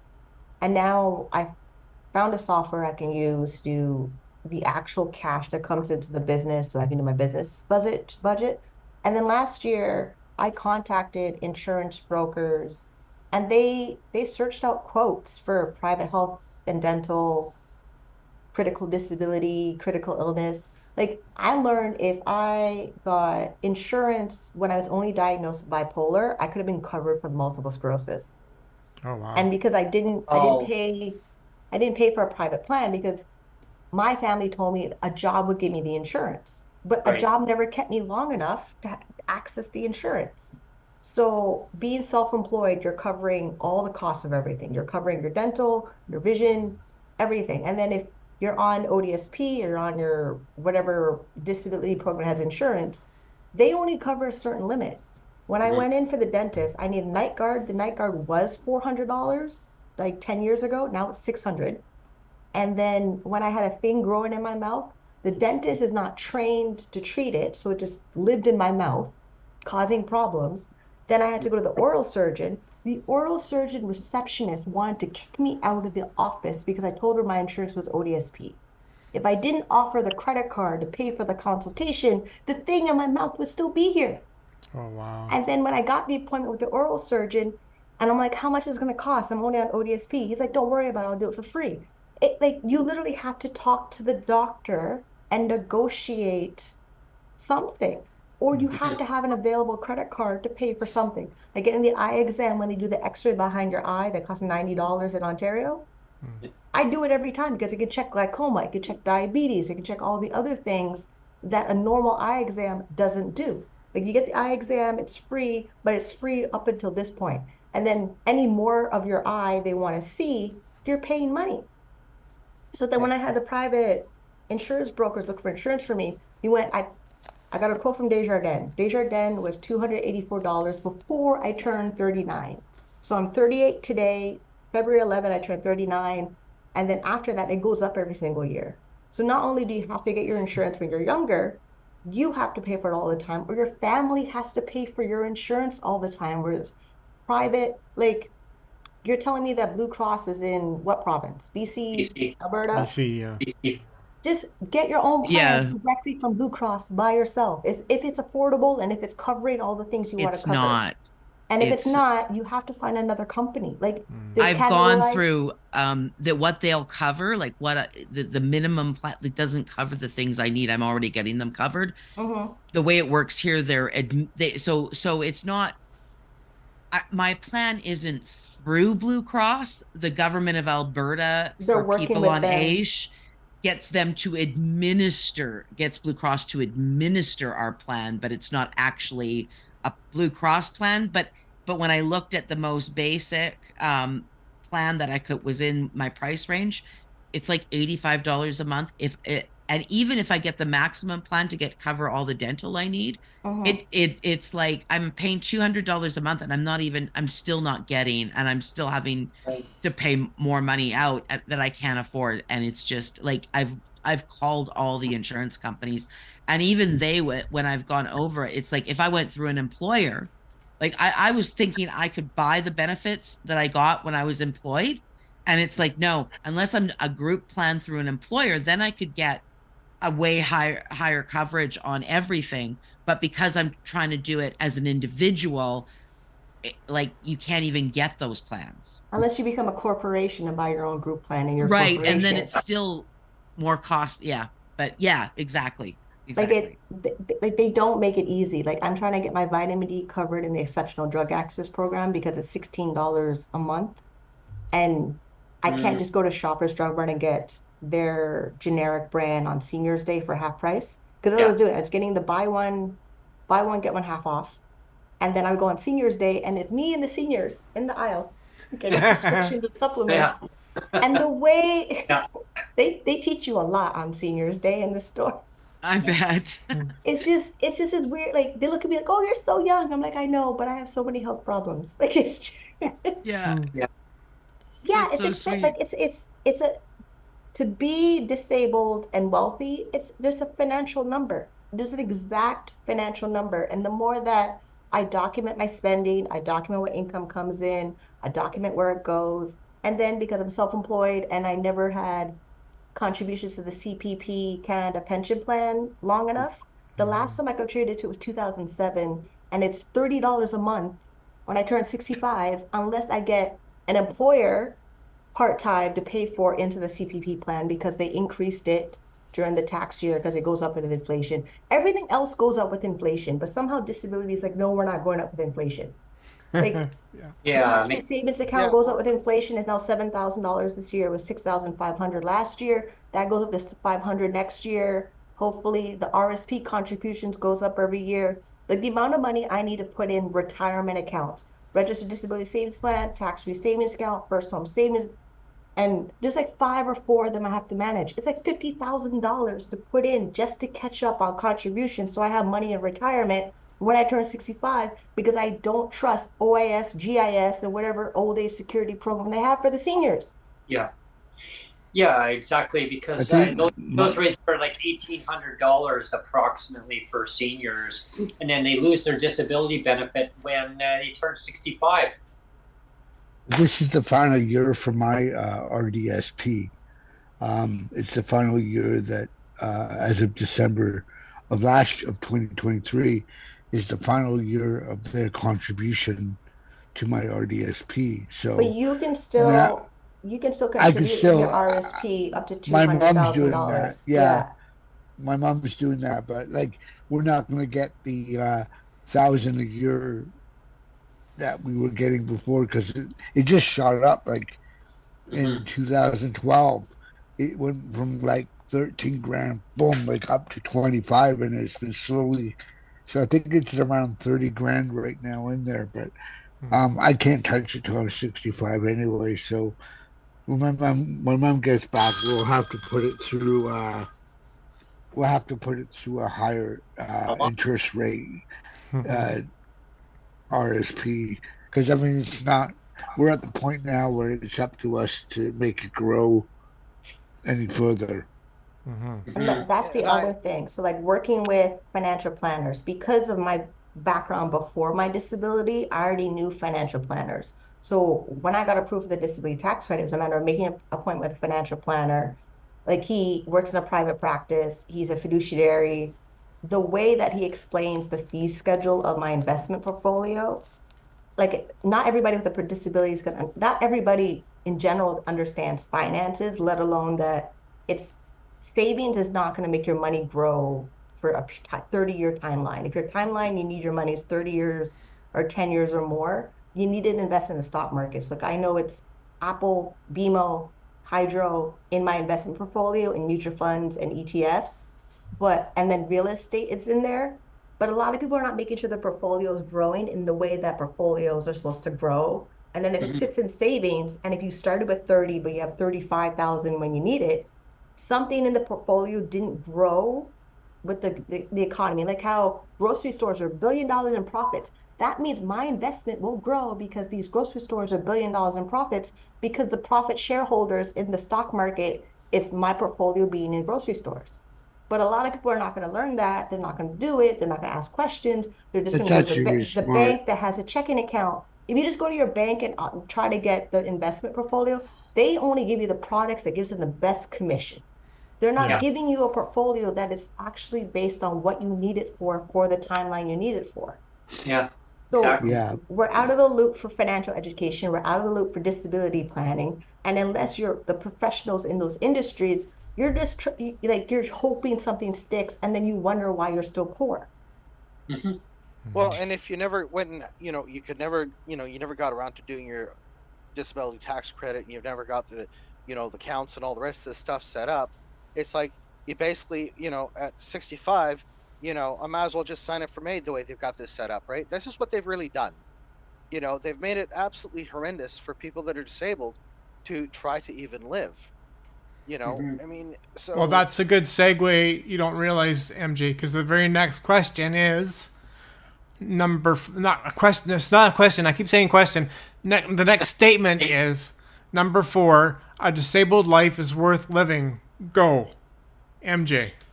MJ, yeah. A disabled life is worth living. Go. Yes, it is. I mean, I still have a life. I still have a mind. And I'm not sitting here, sure, I'm sitting here in excruciating pain because my back's killing me from sitting here, and it's just, you try to push through, and you try to push forward every day, and you try to find some happiness in every little thing you do. And, it's like, and then when you have to go and fight with these people with the government over a simple thing that should be just simply covered, they make it so untenable at times, and you really want to, and they force you to just want to really give up, is what they do. And and it's like that scene from Network where he says, my life matters, blah blah blah, and I'm a human being, goddammit, pardon my language, but that's what I am. And I should be treated with decency and respect, but our government doesn't do that. And my anger towards these people really stems back from when they went and, treated me with the level of disrespect when they audited me 5 times, and when they don't try to go, they make it difficult to get a leg up, a handout, or a hand up even. And this is where people end up homeless, and they just give up, or they can't comply with demands or do this or do that. And they don't treat us to where our life actually does matter. And that's the sad part of how this system really does work. Mm-hmm. Does anybody else want to take a stab at the question or at the Sure. statement? Well, Sure. I can take a jab at just a quick jab there, and then I'll pass it on to somebody else. Okay. I say life is worth living. I mean, as a disabled person, I get up every morning and I say, well, what can be different today? Whose life can I brighten their day by, having, like, look at it as, like, who am I going to have on as a guest on my show?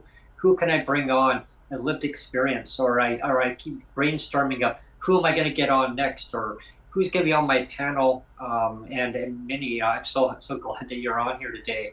But that just gives me inspiration of pushing forward is that when I see people down and out, I see on the Twitter sphere or X or whatever Elon wants to call it, I see people grasping for help, like please help, help, help, and I see that every day, and that gives me more. It makes me angry, but it gives me that energy. I turn it into energy, into a positive energy to push forward even more, getting more people together, pushing forward, making change, of saying the system is designed this way, everyone. The system is designed purposely on this way. I mean, I'm not even going to dive into about the CDB right now. That'll be on another situation. Wow. But it's purposely just delayed, right? I mean, if they really wanted to get it out, they would get it out there now. But anyway, that's another part. But I mean, yeah, like disability, it's just who we are as a person. But the system, like again, it's designed this way to. It's like it punishes you for being who you are as a citizen. And why? Like, there's no reason for it. There's no reason to be punished for who you are. I like the policymakers to live our lives just one day, multiply it by a whole year. Maybe a week. I'd like to see them get through a week. Yeah, get through a week. Yeah, get through a week. Yeah, and exactly, and then not have any access to any other resources. I mean, physical resources. I mean, financial resources. Nobody around you that you can talk to.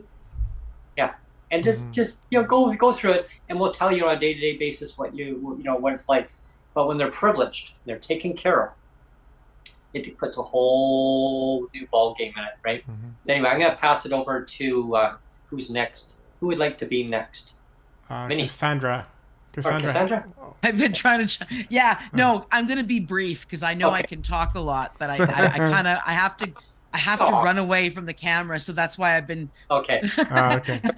So I'll go get it. I was going to say, I love life, and I do think life is worth living, even with a disability. But what's unfortunate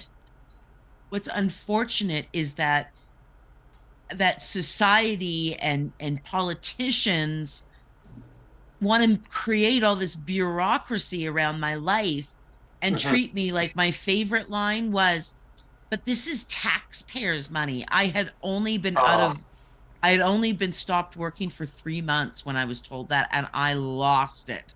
Oh, yeah, me too. I paid my taxes and I paid into these programs, and I never minded because I thought, well, what if God forbid happened?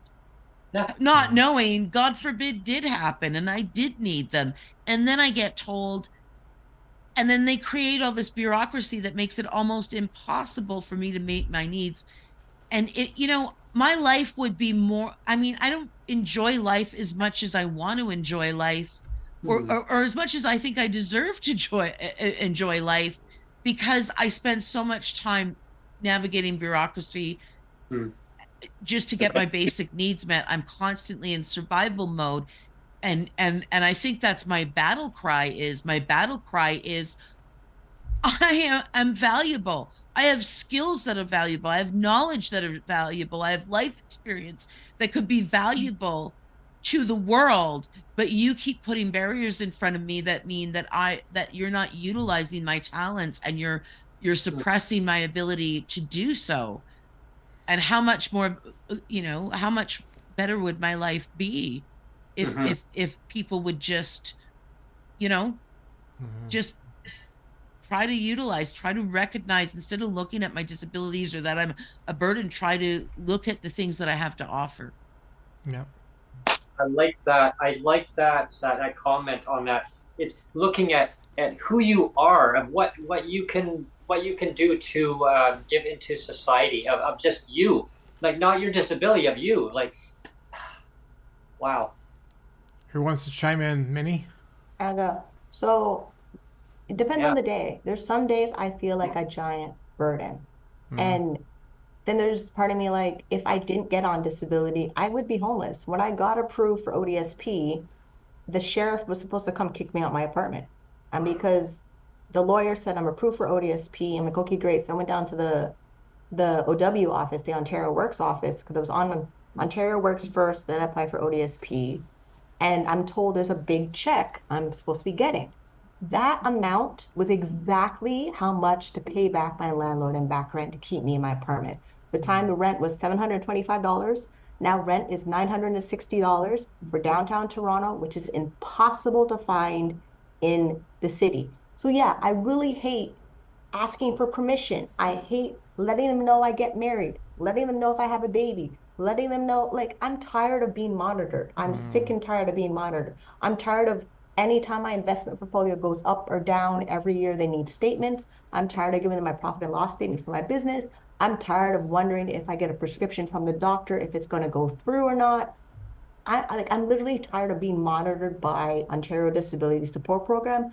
I'm really better off to do what I can to not be on ODSP and make all my money and only answer to the Canada Revenue Agency, period. I don't need this extra body watching me every 2 years. Like right now, my caseworker, I swear I'm older than him.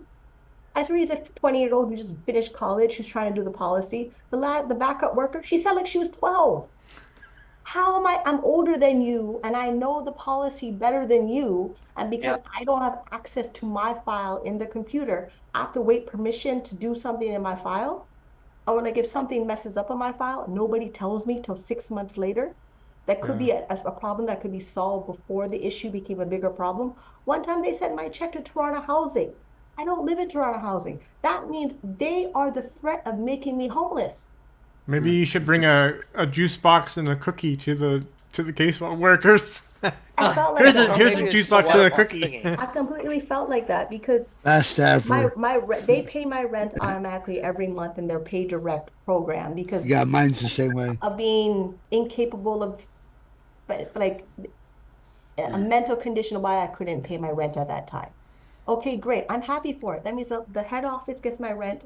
The management office has no idea. They just know it's in the computer, it's in the system, it's paid, and all that. There's a credit right now for $23 on my file for my rent. But every time it goes up, every year when my lease renews, I have to tell the caseworker, hey, my rent goes up. Then I get them giving me a lecture, my rent is too expensive for how much they give me, of $552 for shelter, when I'm in market rent. I'm in market rent control because I've been here since 2007. If I step out of this apartment and try to find another one, I'm paying $2,500. My ODSP is only $1,693 before they take the overpayment, minus $7,185 for the overpayment. Then I'm working with $1,612.15 for everything that costs. Well, Minnie, it's kind of to comment on what you're mentioning. I can relate to that. Ministry out here would be like, well, why would you want to move to a more expensive place? And people are telling me not to strive for more. I'm tired of you limiting my potential. You don't know what my potential was before I got my disability, and you don't know what it is now. And especially that we have the ability to make online businesses that make millions of dollars on the internet. The amount of e-commerce businesses, online courses that sell millions of dollars of working from home. And I know I used to make money in that. And then you're telling me that I need to go work for an employer when I know my computer can make me money? That is the annoying part. I'm getting people giving me advice that don't care what my best interest is. With their, I'm only trying to help. You have no idea what experience I have, what knowledge I have, what skills I'm still capable of doing, on top of going to doctor's appointments every 3 months, getting poked and prodded all the time with blood samples and urine and everything else. I don't want to get, just to do the ultrasound, to check my pelvic area, I have to have a full bladder. Men never have to do an exam with a full bladder. I have to go in with a full bladder and they poke around just to check my insides. I don't want to do that. And no, I don't want to tell my caseworker disability that's what's happening either. As if, what's the nature of your disability? You're not my doctor.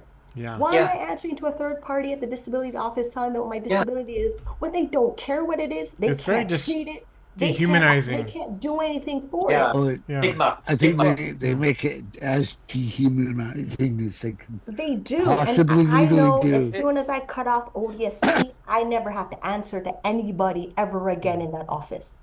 But it's $3,250 a month net income for $39,000 a year. The spreadsheet did the math. I know exactly what dollar I need to have every month to be off of disability completely. Well, the part that really pisses me off is when you get a caseworker telling you that to live within your means. You learn to budget, live within your means. Well, you want to move away from your housing to more expensive. You got to put yourself into a financial burden, and you won't qualify for a crisis supplement. And so I go, that's my decision. It's called autonomy. It's called making a decision that's based on what my needs are. What's even worse, you're in a situation when you're in a housing development and you just happen to have a neighbor that has a vicious gripe, whatever that may be. Well, how do you handle that? Well, the only option is either the management office deals with it. In my case, they wouldn't. They'd say, hash it out with the dude. I'm like, well, I'm not going to jail because I showed up at his door with a hatchet, so that's out. There's not enough snow on the ground to throw him in the snowbank, so that's out. So what am I going to do? No Fargo retail? No. There's no Fargo. There's no wood chipper. No wood chipper, in a 10-mile radius of me. So, so what do? You have to move, or if you end up separating from your partner and they take a unit in the same building, and you're not comfortable being under the same roof, or you have a falling out with a person in the building that maybe you were dating or whatever. Mm-hmm. Either way, if you got to move, then you got your worker harping at you because you're moving. I'm like, well, maybe my environment is not conducive to my mental health. Right. And that's where the self-adjusters come into place there, Alan. See, I wanted to kind of address something that Minnie had said about how they don't care about helping us trying to reach a potential so we don't have to be on the system. You know, that is a really good point.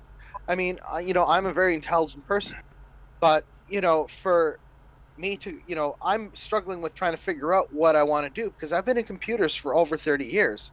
And frankly, after a while, it does get boring. It does get lonely. And you want to do something different around people, but you don't know what you want to do, and it's like, it's how about be on podcasts? Well, I do enjoy the podcast, and I do Twitter spaces on a lot of different topics with a lot of different people. And, some topics many people would find offensive and, others wouldn't. And that's the way life goes. I love to learn different perspectives, and, for here, I've learned so much about, how everyone else's disability affects them. It's actually given me a lot of time to be introspective about how mine affects me and how, what could I do to achieve that type of success where I actually don't have to worry about dealing with the government or being on their assistance anymore. And, I'm at that point of where it's about $3,000. And the problem is it needs to go from $0 to $3,000. It just can't incrementally build because you can't sit here and go and, make a little bit, then a little bit, then a little bit, then because then they start playing this game. Oh, you're earning money. Or you're earning money. Oh, we're going to cut you off. We're going to cut you off. Yeah. But we're not only going to cut you off the money, but we're not going to cut you off the medical side of things. Yeah. But, right. They play I love it, Doc. They kind of dangle it on. Well, we still got you right here. Right. But, we're going to dangle the noose in front of you, Yeah. It's just they play these psychological. They can review you when you're not on disability. It's in the policy. I read it. Oh, wow. The fraud section 12. Yeah. Yeah. Oh my gosh. I hate that I know every section of it, but yeah, in section 12, controller of fraud, they can go back and review every dollar they ever gave you your entire time on disability. Yep. Oh wow. Same here in Alberta. And this is why I love the bankruptcy law, because the bankruptcy law, if you file it, that goes away. Yeah. Oh, really? Oh, interesting. So Well, I was gonna. It's a weird. It's a. I'm gonna hire you as a lawyer. I'm Minnie. not. You still have to talk to the lawyer, but I'm just. It's just make your plan. Don't stop them from making your plan. So if you want to explore another career, you may have to go to a private, how there's employment agencies, but some of them don't work. Some of them They don't. They have They have an approved list of providers for employment services, but you have to go to a private person. Because I keep doing Tony Robbins and John C. Maxwell trainings and other people that do personal development and employment coaching and small business. That's the only reason I know my potential is bigger than what the disability can offer me, because I went to other people outside of it Yes, I it was cost gonna me more say- money, but Yeah. I had to do it. I couldn't just let disability say, you can only stay in this box. That box is not accessing what I need, because some of their disability programs are only for people with intellectual disabilities. I don't really have one. Yeah. Right. I tried to get, so my biggest barrier is to work as I have a lot of skills, and that from previous jobs, other things I've done, activism, advocacy I've done in the past. And I was like, okay, I just want to get back to doing, I could do actually some of the form work I used to do. I need assistive technology. I need a proper I need an assessment by an assistive technologist. I go through this employment agency that's supposed to be for people with disabilities, that's being paid by our government. They go, okay, well, we need to get you a functional assessment and some psychological testing. They send it to the psychologist. The psychologist sends me to a physio, and the physio's testing me as if I'm going to work at a warehouse or something, and and like it was like the WCB type testing, and then the psychologist is coming back going that, well, you could do retail, or you could be a Walmart greeter. And I'm like, why don't you just shoot me in the head? I mean, like, like I've just told you my entire history and the skills I have and the level of knowledge I have, and your answer is that, and all I'm looking for is an assistive technology assessment, so I can get the assistive technology I need, or I can go to the employer because there's funding for it and say, look, this is what I have for assistive tech. This is what you need to do, and these are the accommodations I need to do the work I already know how to do, and that I like doing, and that I enjoy doing, or whatever. And they can't seem to get it. Like, I could literally get off. I just need assistive technology, and they won't get it for me. And they put all these barriers. They even told me, well, if you get a job, then we can give you these. And I'm like, no. And I said, so I'm going to go to the employer, and they're going to want to hire me. And then I'm going to tell them, oh, by the way, I have to get this assistive technology, and we have to go through this process, and it's going to take, even though you've hired me, it's going to take another 3 to 6 months before I can actually get to work. I said, how long do you think that hiring is going to last?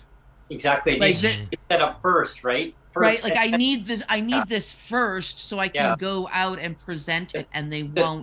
The tools.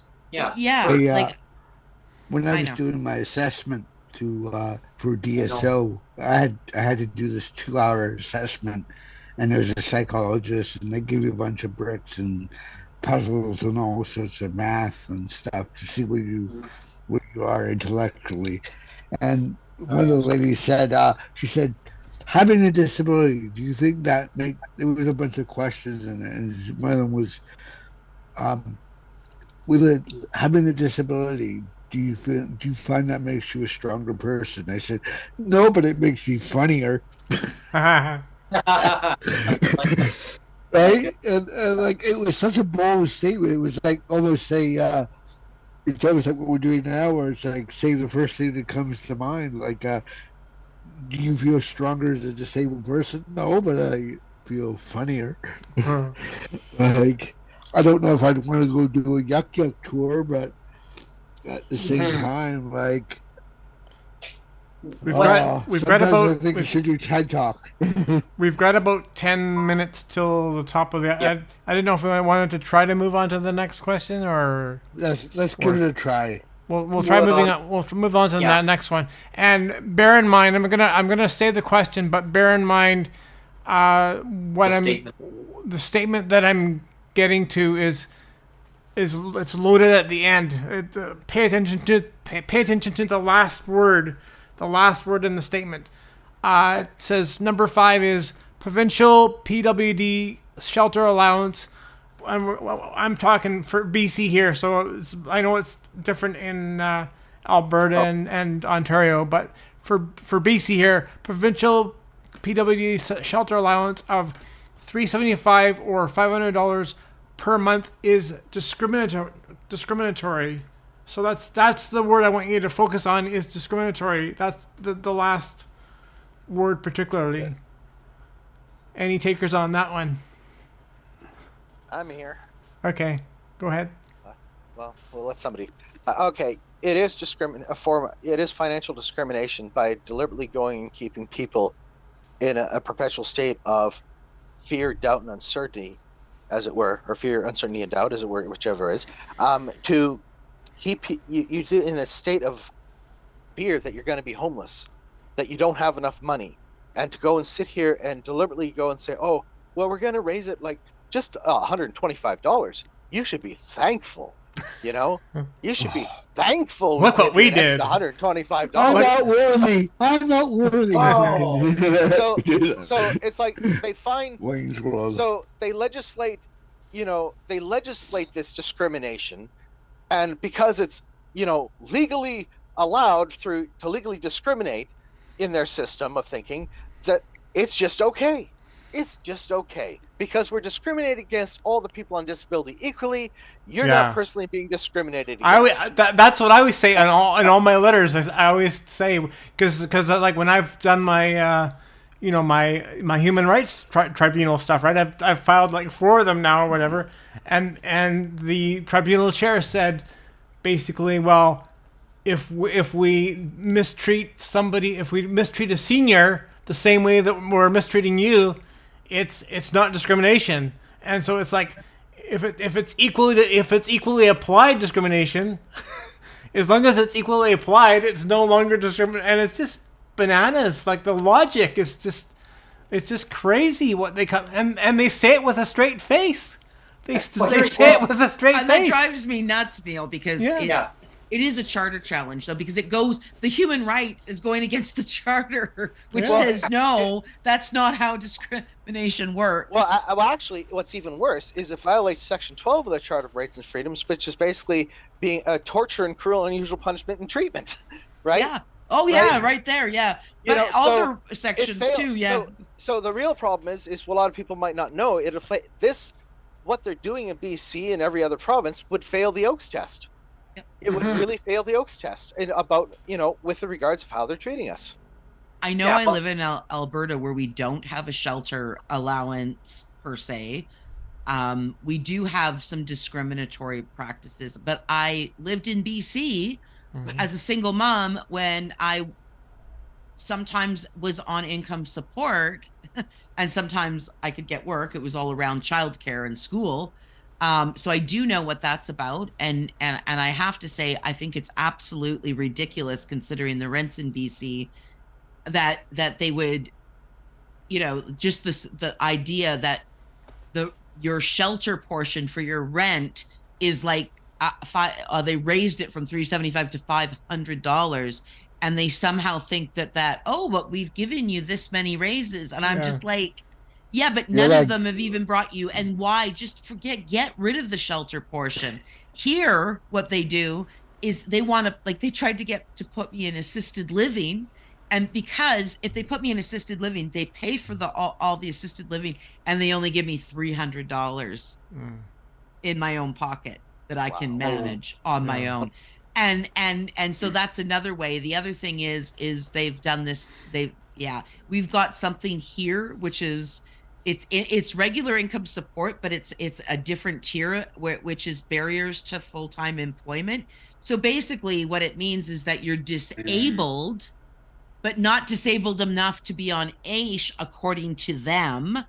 Right. And some of those, and a lot of the people that are on barriers to full-time should be on AISH, right? It all comes down to medical doctors and stuff like that. But the barriers to full-time employment is really disability, and it's supposed to be for temporary. Barriers to full-time employment is supposed to be for temporary disability, like you had an injury at work and WCB isn't covering it or whatever, like things like that, or you run out of medical leave on EI and you still. That's what barriers. But they put people on permanent disabilities with it, and they have that shelter portion. Yeah, and they have to deal with that shelter portion. So it's like they're discriminating against you based on the level of of disability that they perceive you to have. Mhm. Not based on what you actually have, but what they perceive you to have based on a bunch of Like a medical silent- documents they don't It's like a understand. silent, it's like Right. a silent ableism. Yeah, and Yeah. it's just absolutely ridiculous, and I don't understand it. I mean, it's bad enough that they don't give you, any of us, enough, but especially in BC. I'll jump in on that topic Yeah. too, and I'll be really brief here. Yeah. Is okay. So yeah, here's another $125 on top of your $375. Only if your landlord actually raised your rent up above that. Now I don't know any landlord that wouldn't not want to raise the rent above $375 because you can't rent anywhere. Maybe in the late 1970s you could probably rent somewhere for $375. I mean, really, like that's how old ancient the rates are. But it's like pat yourself on the back and pink unicorn is like saying, "Hey, here's 125. Look what we did." It's a 33% increase. It makes it sound so good, right? When we raised it by 33%. Right. So what you got to do is you got to get evicted by where you're living to go and get the rate increase up to $500, and you got to go and re-rent at the same location. Basically, it's really at the higher rate. Because the way they've set this up and the way they play these games is just absolutely disgusting. Mm-hmm. Because there's a lot of landlords out there that will not discriminate against PWD because they're going to say, well, this is what your shelter portion is. I don't want you living on all your support. What are you going to be? How are you going to pay your rent then? And that way it actually discriminates and it's a stigma against PWD of saying, well, we're not going to rent to you because we don't want you to live on that. We want you to live comfortably. Wow. But the government says, but there's more to do.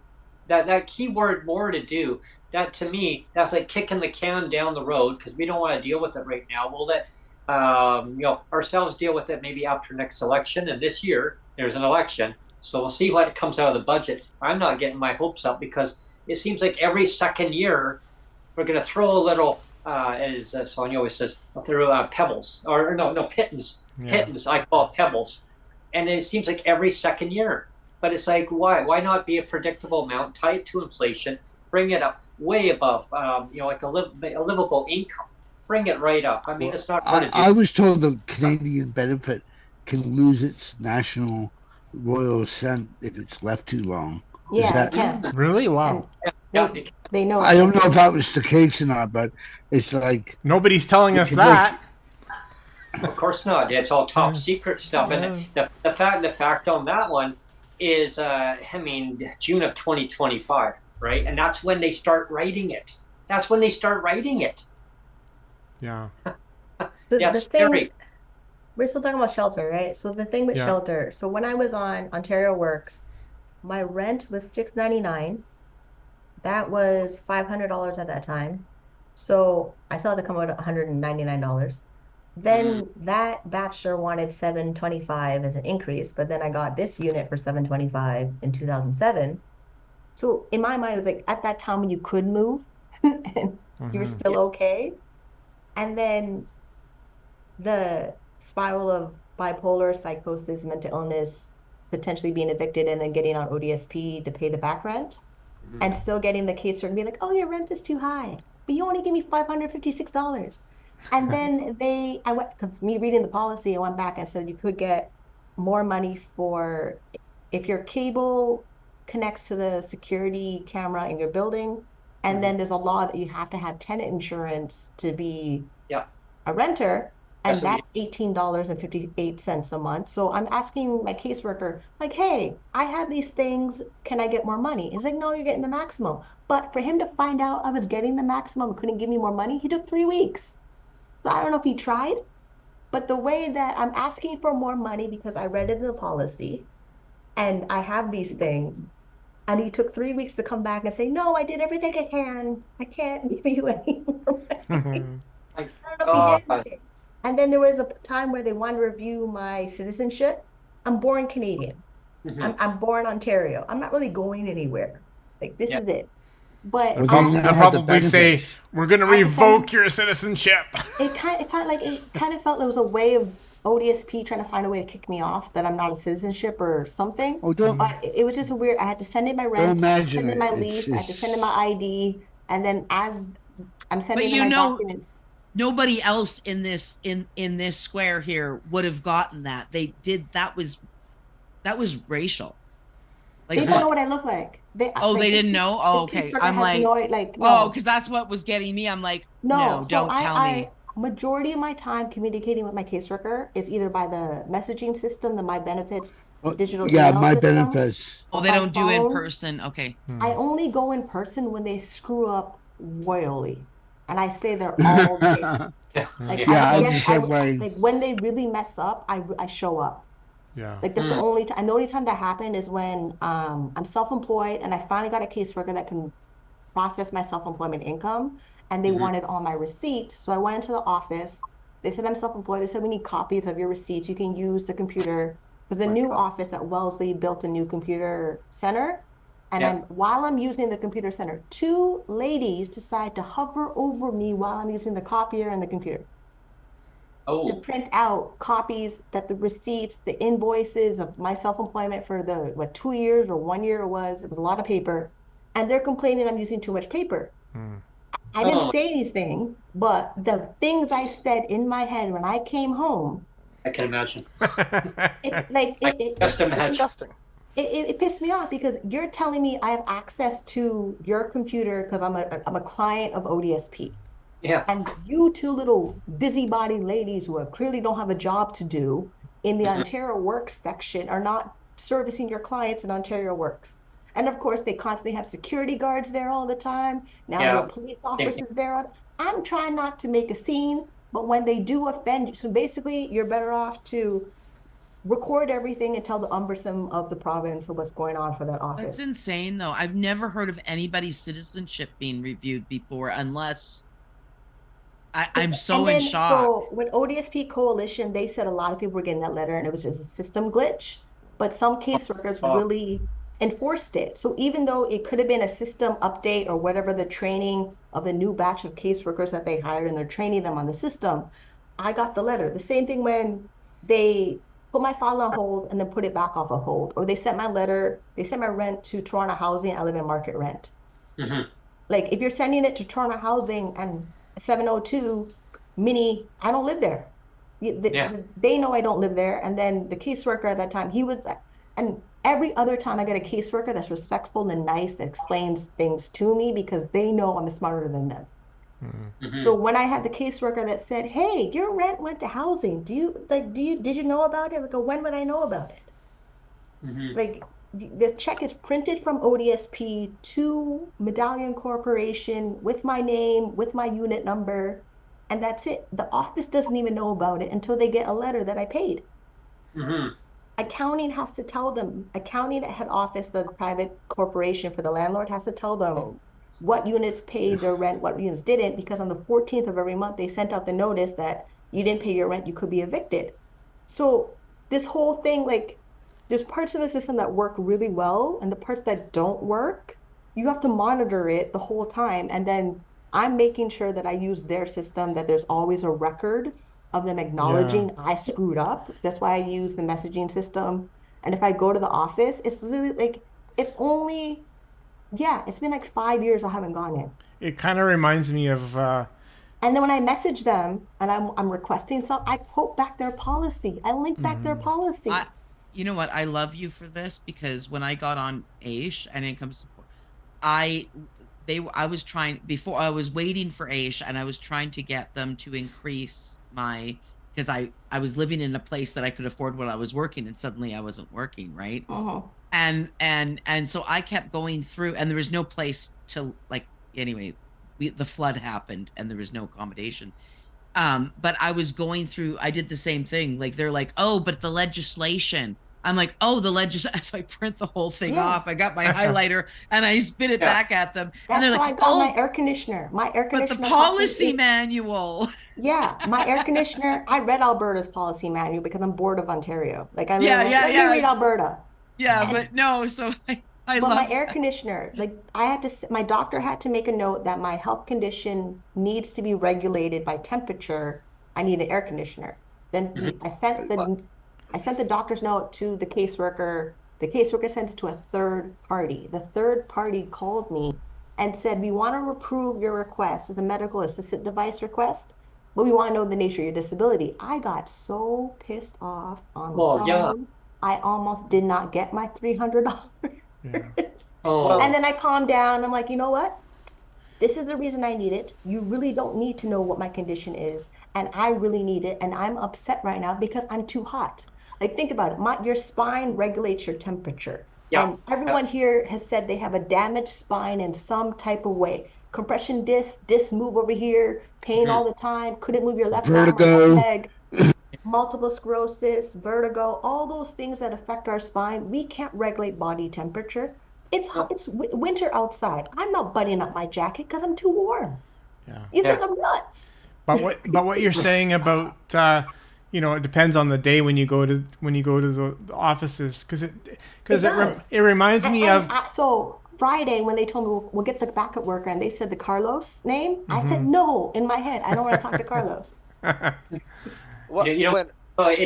reminds me of a time when I was going through chiropractic and physiotherapy, major treatments, and meanwhile I get the ministry calling me saying, we need you to bring in your work stuff from your employer. We still don't have it on file. We need that. I go, you know what? I'm in freaking pain right now. I can barely even move, and you want me to come down there? I said, you know what? You'll get it when you get it. No, that's not how. And if you report your income late on the 7th of the next month, so ODSP is like the 1st or the 30th. If you made any money, report it the 7th of the next month. If you report it late, they get mad at you. Oh yeah, I had that happen because I was in pain and I submitted in. Meanwhile, I'm waiting for my employer to get me my pay stub, and I hadn't got it, but I had to submit in by a time. And then I get a call from the worker saying, hey, did you just not get paid the other day? I go, yeah, I did. I go, but you know what? I didn't get the stub in time because my employer, they were having a problem with their batch system, they called it. And they said, but you know what? As soon as I get it, I'll drop it off. That's not how it works. You have to report that at the same time. I go, oh, I'm sorry. So am I supposed to crawl there on my hands and knees in pain? You literally have to ask them for the extension, whatever the extension timeline is, or internal review extension. Like any reporting date, they say you have to meet, like the 7th of the month, report your income. Their cutoff timelines on the 15th of the month, and then when people on Reddit are complaining, do you know what they do in Alberta though? If I don't get my pay stubs, like if I'm working and I don't get my pay stubs, I just show them my bank statement with the part where it's deposited in my account, and that's all I have to do. I give them invoices. They don't know the bank account. Well, it's not the bank account. It's just the part of my bank account that shows it going in to whatever it is. Because I learned, don't give them your PayPal statement. Don't get because with PayPal, someone could send you a gift in PayPal. The way that people can buy me a coffee on my YouTube channel, it just certain income streams, I treat it as if it's an honorarium, voluntary payment based on their policy, because, and especially commission bonuses I get for sales in the companies I work with, that comes as a separate check. It doesn't come in my invoice. So I'm purposely making sure that I separate my income so it separates in the policy. Because you can, the way you can read the policy and honorariums are exempt or lottery winnings are exempt, and you work in certain industries that give you bonuses or extra commissions, or people want to give you a gift because they like the content you're making online. That is and I keep forgetting you're self-employed, then that's the other loop. Which makes it. I constantly make sure I classify all my incomes, and I do not give them the actual, the e-wallet that has the money collected, because the e-wallet's American money, then it converts to Canadian money. I don't need them screwing up the foreign exchange rate. Yeah, exactly. Because anyhow, I give them more power. That gives them more reasons to find a way to kick you off. That has nothing to do with what actually is in the policy or their job description. I'm not trying to give them more paperwork than I need to, or when I would send them my income and profit statements, I do it as the way that CRA wants it. ODSP has a certain list of expenses they calculate as approved. I don't care. ODSP has an accountant. They can talk to their accountant to figure out what is approved expenses. I'm not going to make their work easy for them. And Of I'm course. not going to give them more Oh, information that they don't need. And if it's a gift, it is a gift. If it's Joe Blow on the internet giving me $1,000, it's Joe Blow on the internet giving me $1,000. Yeah, yeah, yeah. And you're Because allowed to it's make, still a gift, you're allowed right? A to make gift is a 10 of gift, those an honorary anyway, is an right? I don't- honorarium. It's anonymous donors. If you have an anonymous donor that's trying to give you money off your GoFundMe, and it's, you know, it says anonymous on your GoFundMe timeline of people that gave you contributions to your goal. No, I don't know this person. No, like you forced me to make a GoFundMe as a regular part-time job. Yeah, The that's same way that people panhandle in front of coffee shops, that some coffee shops don't even want them in the coffee shop no more. yeah. We're online. So now that we're online doing panhandling, you should have to report the income because foreign and domestic, all income you report to CRA. But if it fits in the policy for any disability program as a gift and exempt assets, Erin, I want to fight it as an exempt asset. Absolutely, yeah. This is why I gave them a stack of papers like yay thick and said, figure it out yourself. Well, that I just wanted to get back to. I just wanted to get back to the comment of it depends on the day when you go, because like when my first wife passed away, I went, you know, I gave the office, like, this is what happened. I gave them all this information, and they're like, oh, it's fine. Well, we're just gonna press pause. This is like literally what I was told. We'll just press pause on your assistance for a couple months, just until your dead wife's estate gets cleared. Like, you know. And I said, okay, that's fine. For 2 months, we'll just press pause. And so, you know, and it was like months later, because, you know, there's so much stuff that has to happen with the bank and stuff, of course, right? So it was like 6 or 7 months later before I got all this estate stuff, you know, figured out. You know, it wasn't even all figured out. But anyway, so then I go back to them, and they're like, "Well, I'm sorry, you're gonna have to totally reapply." As like a fresh nobody off the street, starting So we from have a 2-year timeline. starting from ground zero as a nobody off the street. I had to apply again. Here, what they do is if it's within 2 years, they fast track you.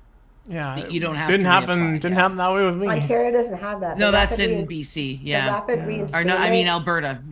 The rapid reinstatement is open. So like when I read Alberta has a 2-year timeline to come back, that sucks, because if you're in a contract job, that's like, and it's a 2-year contract job, and then you come back because the contract is over, you're stuck.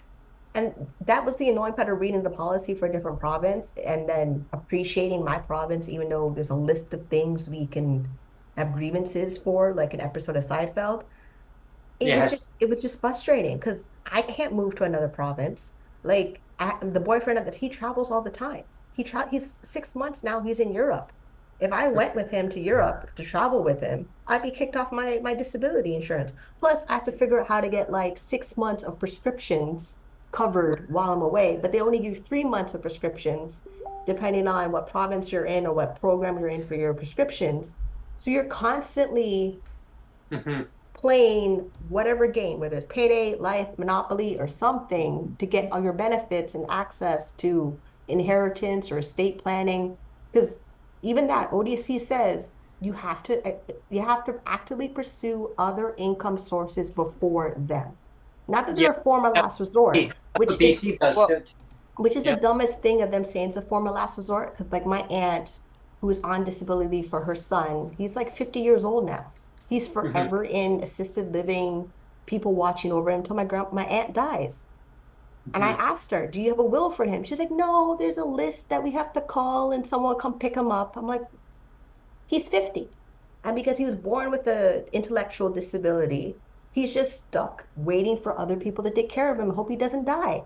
Like, we're literally waiting for other caregivers to take care of certain people with a disability and hope they don't kill them. Well, that's the part that really drives me crazy. It's about the shelter rate. So if one person leaves a province to another province because, well, maybe they're going to get cheaper housing somewhere else, but now you've got to reapply for disability status in another province, and now And you then got the find a waiting doctor period. that's actually Yeah, going to fill Brent, out your medical forms. Good in luck. Ontario, it's far more Residency micromanaged than requirement. Yeah. You gotta wait 3 6 months. months. No, it's Yeah. 6 months. It's Oh. 6 months. It's 6 months. No, it's 3 months in BC. I looked it up. Okay. Well, Yeah. maybe they changed it. It's but- most provinces. It's 3 months. It's a 3 months. Okay. It's under the because it's prescribed under the. It's actually prescribed under the charter under division or under the not the charter, the Constitution under divisions of powers that they're allowed to put in, but there's a limit to the residency requirements. Oh, so you got to wait. Well, if you went from say BC, just example, to I don't know, Alberta, Saskatchewan, Manitoba, it's usually about 3 months on average. You got to wait till, but then you still got to find a doctor to basically say that yes, you are who you are. Mm-hmm. Again, you're rather national. It should just be. I talked to my worker briefly when I had just moved up to Kingston, and I was like, there's an opportunity I have as a photographer to be freelance and to travel province to province to do fixed style weddings to a wedding planner. And she's like, that's no problem, but just realize that if you're out of your city and you're not at your apartment for more than 10 days, we will have to claw back, and so your amount may go down or up based on when you're in Kingston and when you're not in Kingston. I was like, why don't you just put an ankle bracelet on me? I mean, like, what a joke. That should only matter if you leave the province, but then again, it shouldn't, because you know what? I can go to Vancouver for 2 months and tell my worker and they're not going to kick me off because I'm still maintaining my residence here. But then there's a series of clients on disability that are in government housing. So not only do they follow the disability rules, they have to follow the government housing rules.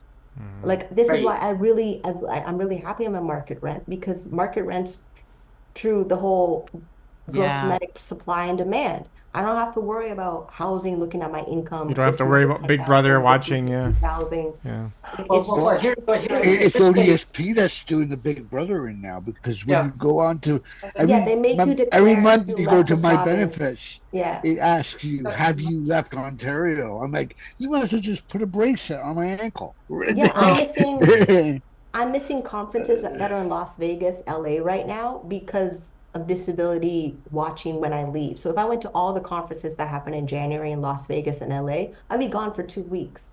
Mm-hmm. And then crazy. I have to prove to them that my travel actually increased my income for the time period I was gone, for them to recognize it as a business expense. So if I travel and I don't make more money, like the cost of travel plus the money I make after travel, and then have a net income after that, they're not going to recognize it as a business expense under their list. But that doesn't even make sense in the scheme in how businesses because they don't are want to run. do the paperwork. They like how you sent the big pile of papers of your receipts and think they don't want to do the paperwork. So if they can cut off certain line items of expenses off of your business, they don't have to do the paperwork. It's easier math for them. It's an easier way. The system says you made too much money. You can't. Like when I had CERB, and CERB was, I was getting the $2.50, and they couldn't pay my landlord the pay direct anymore. I had to make sure CERB paid my landlord rent for 5 months. Oh wow, jeez. And I didn't tell ODSP about CERB till I knew the CRA said I qualified for CERB. So if I told ODSP I got CERB before CRA said I qualified for CERB, I'd be paying back 2 governments. If I didn't do they it can't properly. legally do that. We went up against that here in Alberta, and legally they cannot under federal law, they can't double dip. They can't say, okay, the federal government says you have to pay this back, and now we want you to also pay it. They can't do that. And they got caught on it here. They got caught on Alberta, and they got but punished. again, not every province is going to No, follow but it doesn't matter the province. Rule. The reason is because they got caught on it, and we got the federal government to bust them on it, because the federal government's the one that makes that decision. So literally Ontario was not allowed to do that. Wow. And if they, it's just a matter of Way you to go, gotta, Doug. they're not allowed to do that. So and this is why, when I take a look at all of the situation of this conversation that we've had based on the financial problems that they create, and our physical disabilities that make things even worse for us. This is why we come together to really talk about alternatives and ideas of getting rid of the gatekeepers in our lives. Yeah. Mm-hmm. This is why we talk about UBI and other GLBI and all the rest of this, to go and say, hey, this is a solution through, and not just for us, right? Yeah. It's not just for us. It's for people that are seniors as well. It's for Right. people that, for people that become unemployed or whatever. It's like, well, people might say, well, the idea is a horrible idea. The problem we have is all of these people that play God in our lives, who sit Mhm. here, it's like, oh, well, you've got fired or you quit from your job, you don't qualify for unemployment, even though you've paid into it, thank you very much, or you haven't paid enough into CPP because, well, you were disabled, sorry, you only get $20 a month, or it's like you can't get, they make it so it's like when you fall down. You got a pension, but we're going to claw that back. Yeah. Or Well, we're I was going to say something. I wanted to clarify something quickly, because the reason Alberta originally tried to double dip and tried to make people pay it back, it was the federal government that gave them a spanking and said, that's against the rules, and that's why they had to reverse it later on. But there were people, and I've still had to notify people, because people have come to me and they're trying to make them pay it back, and I've had to go, no, and I've had to show them, because there was policy letters that were sent out that actually stated it, and I've had to show people the policy letters that said that show the reversal. Yeah. So Dougie did a no. And Anyway, we're over time. We have to punch out, folks. All right. Yeah. Been a Time great to go. Yeah, that's been great, and we'll continue on the next segment. We'll continue about the on to question 6, 7, 8, 9, 10 maybe. Okay. On next session. And the buses will still be on strike by then too. Thanks, everyone. Yeah.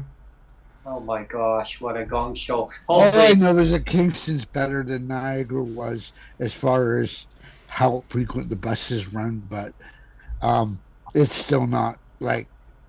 That's the only thing I really miss about Toronto was the fact that I could jump on a TTC and I could be in a Greek town, or it could be on the Danforth, or it could be in downtown Toronto where Kingston Market is and stuff, in like a heartbeat. And that's strictly for a photography aspect of it, as far as getting around. Those neighborhoods are not even there anymore. They're taken over by condos. So I miss Kensington Market the most. the architect you're looking for, they found a way to squeeze in condos in between it. Like, it's not, the city is no longer recognizable anymore. And then, of course, the homeless population that are hiding in public transit for shelter. Like, my neighborhood has this one guy that yells all the time in the parking lot. Yeah. And people are yelling back to tell him to be quiet, and he wakes up the dog. It's like, or if I go through the dumpster to go through the subway station, because it's a faster walk over there, there's just homeless people that are just there, passed out in between the dumpster bins, because they found a way to keep warm. Yeah. So the building that pays market rent, and they want their neighborhood, like the space we have, to be clean. We're filtering in with homeless people in that have nowhere to go. They finally open warming centers. There's tents everywhere. Yeah. So I don't know what Doug Ford did, but if you go outside and your park has tents in it, you did something wrong. Yeah, absolutely. There's a Captain Obvious statement to finish on too. Yeah. No, it's true. Like, we got the problem in Edmonton and what they're doing up in Edmonton with the police. I just watched the most horrific clip of the police chief pushed the native chief out of the way to tell. Well, it was horrific, but it was about the tent cities. It was about the tent cities that they've created with their bad policies. Yeah, and to end the segment too, it's, you know, the housing is unaffordable for the average person. I mean, that's a given across the country. And so people set up tents, right? They have nowhere to go. Where are they going to live? They're going to live in tents. They go into parks where they have a common area, a community area that they build amongst other people that they have in common, and, you know, they get to know their neighbors in tents. But then the cities come along and say, nope, you can't be here. So now they sweep it out. They take all their belongings. And then so now they set up shop somewhere else. Now they do it again, and now it keeps that person have to keep buying, and that fear of, am I going to be losing my home that they call home as a tent? I mean, really, is that what we do? We should be providing people housing, but you know, but they keep having more expenses. Or you're disabled living in an RV. Yeah, you know? yeah, or on a bus shelter, like terrible, in the freezing cold. Like we got Arctic blast, and people are dying on benches because we can't provide them the proper. Well, then, you know what they're doing now, I want to ask about Ontario. Does Ontario have those ridiculous laws they have in BC about where you can park your RV?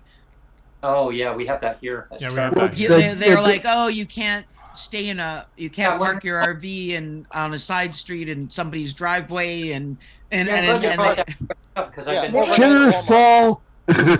There was an RV parked outside my apartment building for a while.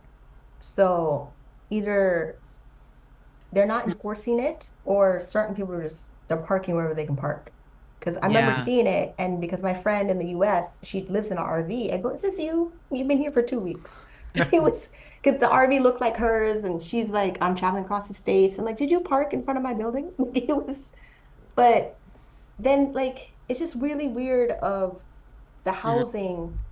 They know housing is not affordable, but then they set the benchmark to be minimum wage, ruminated income, this weird technical word they use for earning an income. The benchmark is minimum wage. And then the way they expanded the Second Jobs Better Ontario program to include people on ODSP, OW, but you're only allowed to go into a program that's 1 year. Which means you're back in factory jobs that give you back problems and other disability problems. Go figure. With disability and factory jobs. Oh, I love it. And then like the guy that got electrocuted working at Frito-Lay, the chip factory. He pushed the button for the machine and electrocuted him. And he's in the US, but he can't move, because the machine electrocuted him because somebody didn't do their safety checks on the machine. Wow. So the job basically messed him up even worse. Because For Today was there going on about how some plant is being opened, is going to increase this many jobs. And like, who wants to work yet again at a factory when the factory is the causing of the disabilities? Yeah, I know. Right? Yeah, it's like we all got back problems. Like some days we can lift 20 pounds, other days we can't lift 5 pounds. Other days a can of cat food is just too much to lift. You know. You know. I mean, so it's you got to train your cat to lift all your stuff. Yeah. I go on a hike, and I figure my camera gear on my back and everything, I'm probably hauling about 40 pounds, give or take. But it's like my brain goes, we got this. We can do 8 hours. It's all good. And then you get home after an 8-hour hike, and your body's going, F you, brain. What are you thinking? I have a day where I don't even or MJ, touch the camera. Make your cat bionic. The same thing with grocery shopping. As much as we can push the granny trolley carts with our groceries, you physically cannot carry all your groceries that you need for the period of time you're buying groceries. And then if you're trying to buy things on sale, thing of water and all, half my body does not move. Well, that's what I find too. And then I get you should shop around and shop for cheaper groceries. By the time I get How are you supposed to do that? Go to 8 stores. Bring it home. There's no sale in shopping around if you're walking on foot. Well, what about the disability transit, right? Like they call it different things in different places, but here it's called. That just gives you a 2-hour window. You have to be there. But they limit. They leave you. Yeah, but they're only allowed to have like you're only allowed to have like 2 bags, Mhm. and it's like, and how do you shop around Yeah. on one of those? Like you know what I mean? It takes you As 2 much as hours people to wanna get to tell where you me- need to go. As much Yeah, as people want to tell me roundabout about way. shopping at Costco is unreachable for me. I can't even shop online at Costco without having a membership. Yeah, I know. It's Right. online. I should be able to just go to checkout, Yeah. buy my item, have it delivered. Yeah. And that's like I just- if you're supplementing your groceries with delivery, yes, it's more money, but you're not breaking your back doing the grocery shopping by yourself. Yeah. Well, that's what I had one day. I tried Instacart out, and then, it was all delivered right to my door. It cost a few dollars more for sure. They bring Right. it right into But it right in was front worth of the fridge. It Right. was worth it though. All I do is tell them put it in front of the fridge. They put it in front of the fridge. I just put everything in the fridge. That is Yeah. it. As long as I don't get a delivery driver who thinks they can hit on me because they have my phone number. Oh yeah, that way. I feel like we're already starting a second show, Brent. Yeah, almost. I think we could go on we about we this could stuff we could forever. consider doing another show on Friday. Do a Friday and Monday if people want to. Friday, I'm gonna be Friday. right. I'm all about Oh, coming to okay. BC. Oh, Okay. right. Yes. Hey, Okay. I'm gonna be on a It's plane. it's All more right. of like our lives with our disability are our lives with our disability. It affects every aspect of our Everything. life that an able-bodied person with their 2 little kids trying to make $65,000 a year doesn't have to worry about. And they really think their employer insurance is going to cover them. And then when it doesn't cover them, they don't know it doesn't cover them until they're 55. Or Neil, how about Yeah, no, it's true. 1 Yeah. hour show on Thursday?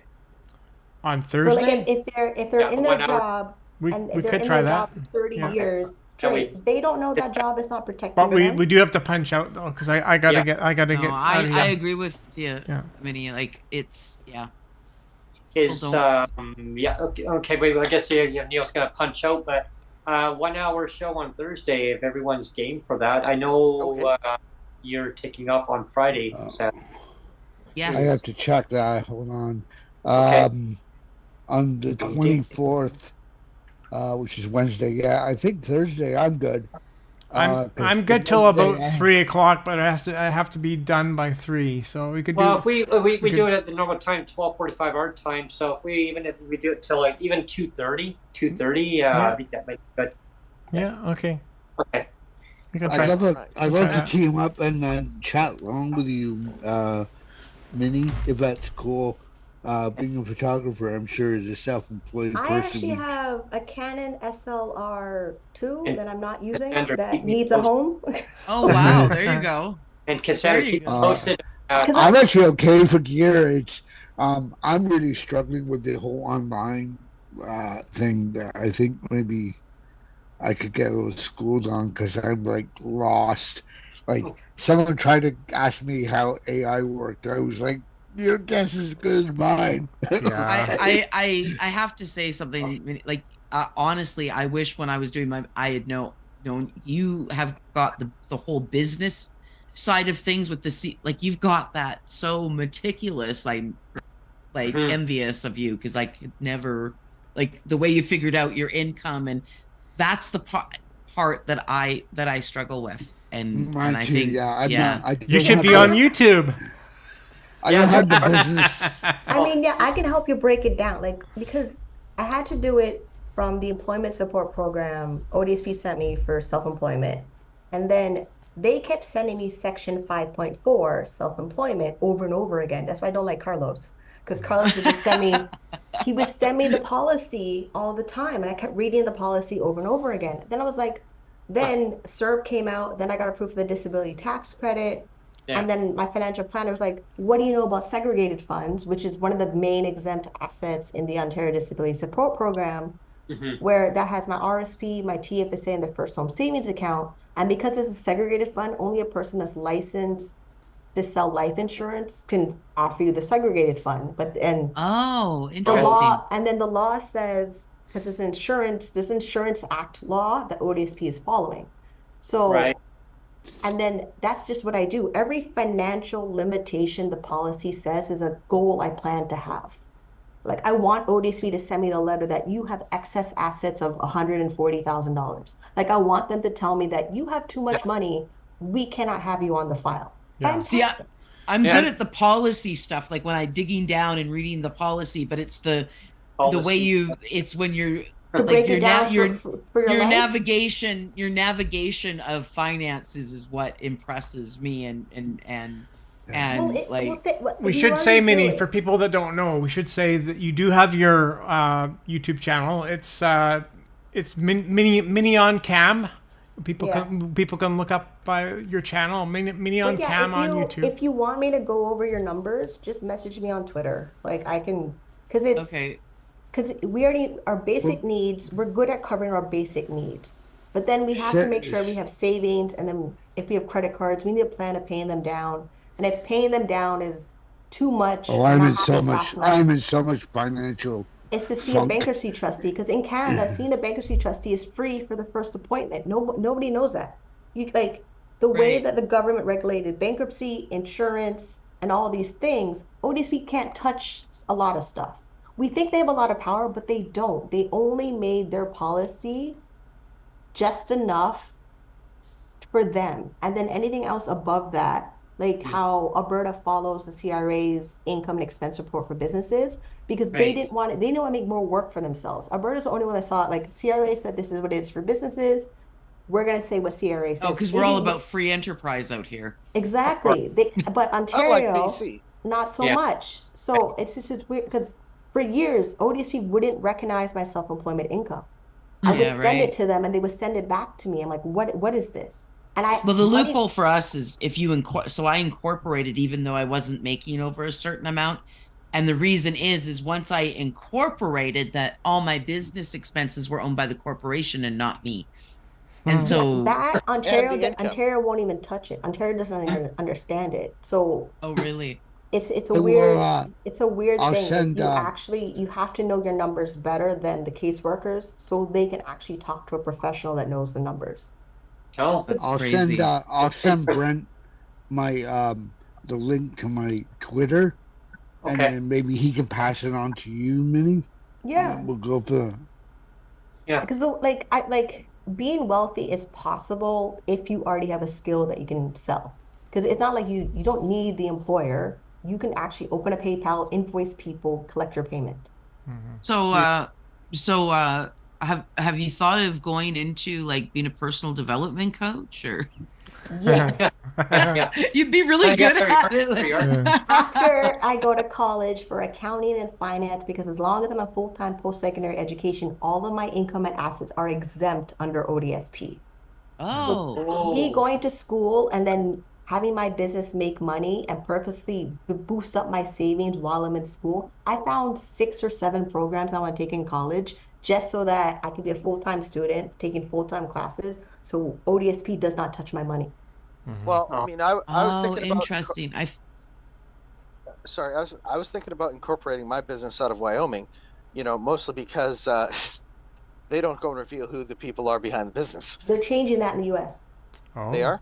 Yeah, they're making it public record in the U.S. They're changing it in the U.S. because of adult entertainment companies. They're freaking out about it. So that's the whole point. I should be in Las Vegas because they're going to be talking about it. But Americans know a lot of people are making corporations just to hide stuff. Mm-hmm. And then they're trying to make it where it's public access that they know what your business does. Well, I know in Canada you can do the numbered corporations, but they don't really reveal much in the way of anything other than I think it's just the list of officers, and maybe the things that you've had to follow the government. So the provincial corporations, the way I understand it, is like, so if you incorporate the corporation is actually a person that's separate from yourself. Yes. And so so if you're a sole proprietor, then so if I go into business and I'm on Asian, I'm a sole proprietor, what happens is they can then go, my entire income, regardless of my expenses, is considered my personal income instead of being revenue versus, whereas if I do a corporation, it's the corporation's revenue, and then I can pay myself a salary that's separate, or I can pay myself dividends that's separate, and then I control how much I'm paying, and they can't even look at my corporation as income because it's a separate entity. It's a person of its as of itself under the law. Is that? And then that only makes sense when the corporation is making enough revenue to do it, to be its own entity for itself. So if you're like how Wood Green is offering self-employment workshops, but they only doing it for people that are self-employed that are making less than $50,000 a year that are not a corporation. So like it's weird how Alberta wants to do that when financially it doesn't make any sense for you personally. It's not that they want to do, it's just that's the way the laws were set up, and so it's a loophole I was able but again, to. even though it's a loophole, it's not a loophole that makes sense for you personally. It's extra paperwork, it's an extra tax return, it's extra documents, it's extra bank accounts, it's extra. I agree. Yeah. On you. Yeah. I agree. Yeah. Yeah. To be continued. Yeah, it's a weird extra. It's an extra burden you don't need to have, even though it makes you better on disability. When if you did your decisions based on if you were not on disability, you would think way more clearly. Oh, I would do it completely differently. You're right, because it wouldn't affect me. Yeah. If I was on disability, I wouldn't be doing that until I was making over 100,000 or whatever, right? And it's better to make the decision if disability wasn't there. Yeah. Mm-hmm. Yeah. Now let's everybody go play. It's just easier that way. It's just so much. Just make your life decisions as if the disability program benefit caseworker does not exist. Just give them the documentation. This is what I did. Go figure it out. Mm-hmm. And go make your money. And you just have to separate watchdog over I'm making an autonomous decision for myself because it's the best interest for yourself than this jumping of the hoop of corporation, not corporation, income over here, not travel out of the province, travel out of the province. I really hope I can go to Miami in May. I hope you can too. And then one company did a resort in Cabo Mexico last year in November, and I missed it. And they had award shows, they had so many things that I missed out on because I'm not pursuing my professional development as if it's my professional goal. Not professional goal, but I got to worry about disability and check in with them. Right. So if professionally you have goals that professionally you want to accomplish, focus on the accomplishment professionally. MJ just had a checkered Minnie flag. A new YouTube channel on personal development. Yeah, no, but I was just gonna say that MJ just brought out the checkered flag, and then I noticed that Minnie's got the Mario Kart on her shirt there, so we could all we could all play Mario Kart now. Yeah, there we are. Or we can all play Monopoly. I'm just wearing a Beatles t-shirt. Okay.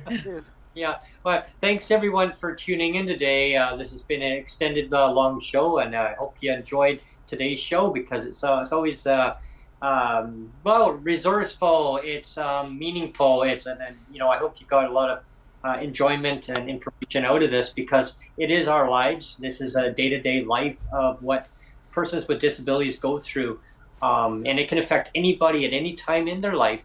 It doesn't matter who you are. It doesn't stop at age 65, government. Just so you know that disabilities don't stop there. So when you make your policies, you need to extend it all the way across. Keep on going. Don't stop at 65. It's not a roadblock or disability disappear.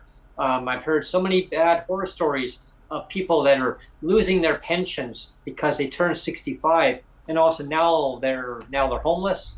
Now they have to fight to try to see if they qualify for CPP, which is like MJ, like we were just mentioning, maybe you're lucky if you got like $20 or something in it, or whatever, or or anyone who needs to get their GIS or OAS, and they got enough hurdles to jump through. Can we not get this right across the board? Just give everybody a basic income, a livable basic income. I don't care what it's called. Let's just do it right the first time. Get rid of all this patchwork system that we have in place across. I tell you, if I had $2,200 a month to live on, all my stuff would be in storage.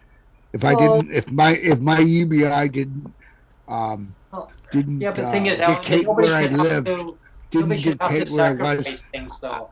I just do Airbnbs and what do you call a house sit for people. Right. I literally would just move around around Yeah, but people Canada should be able doing to go that. where they want. They should be able to go. I where they would want. be yeah. I would be in my mobile tiny home. Yeah. Yeah, you should be able to go wherever you want in the country. You should have the movement. You should Well, be able to we go under anywhere. the charter we're supposed to have freedom of mobility, and Why are the provinces just not following it? but just because we are put on disability in a province, we get that charter right taken away, even though it's a charter right. Right. Do I have the freedom to end the podcast? Yes. Sorry. Yes. You Well, see, Okay, I would, it's time to roll the credits, guys. It's time to roll the credits. I would seriously, I would everyone for plan to tuning buy in. a tiny house, but I would use Alan, we gotta go. Airbnbs and Okay. Bye, We everyone. gotta go, Yeah. Alan. Everyone. Bye, everyone. Yeah. So.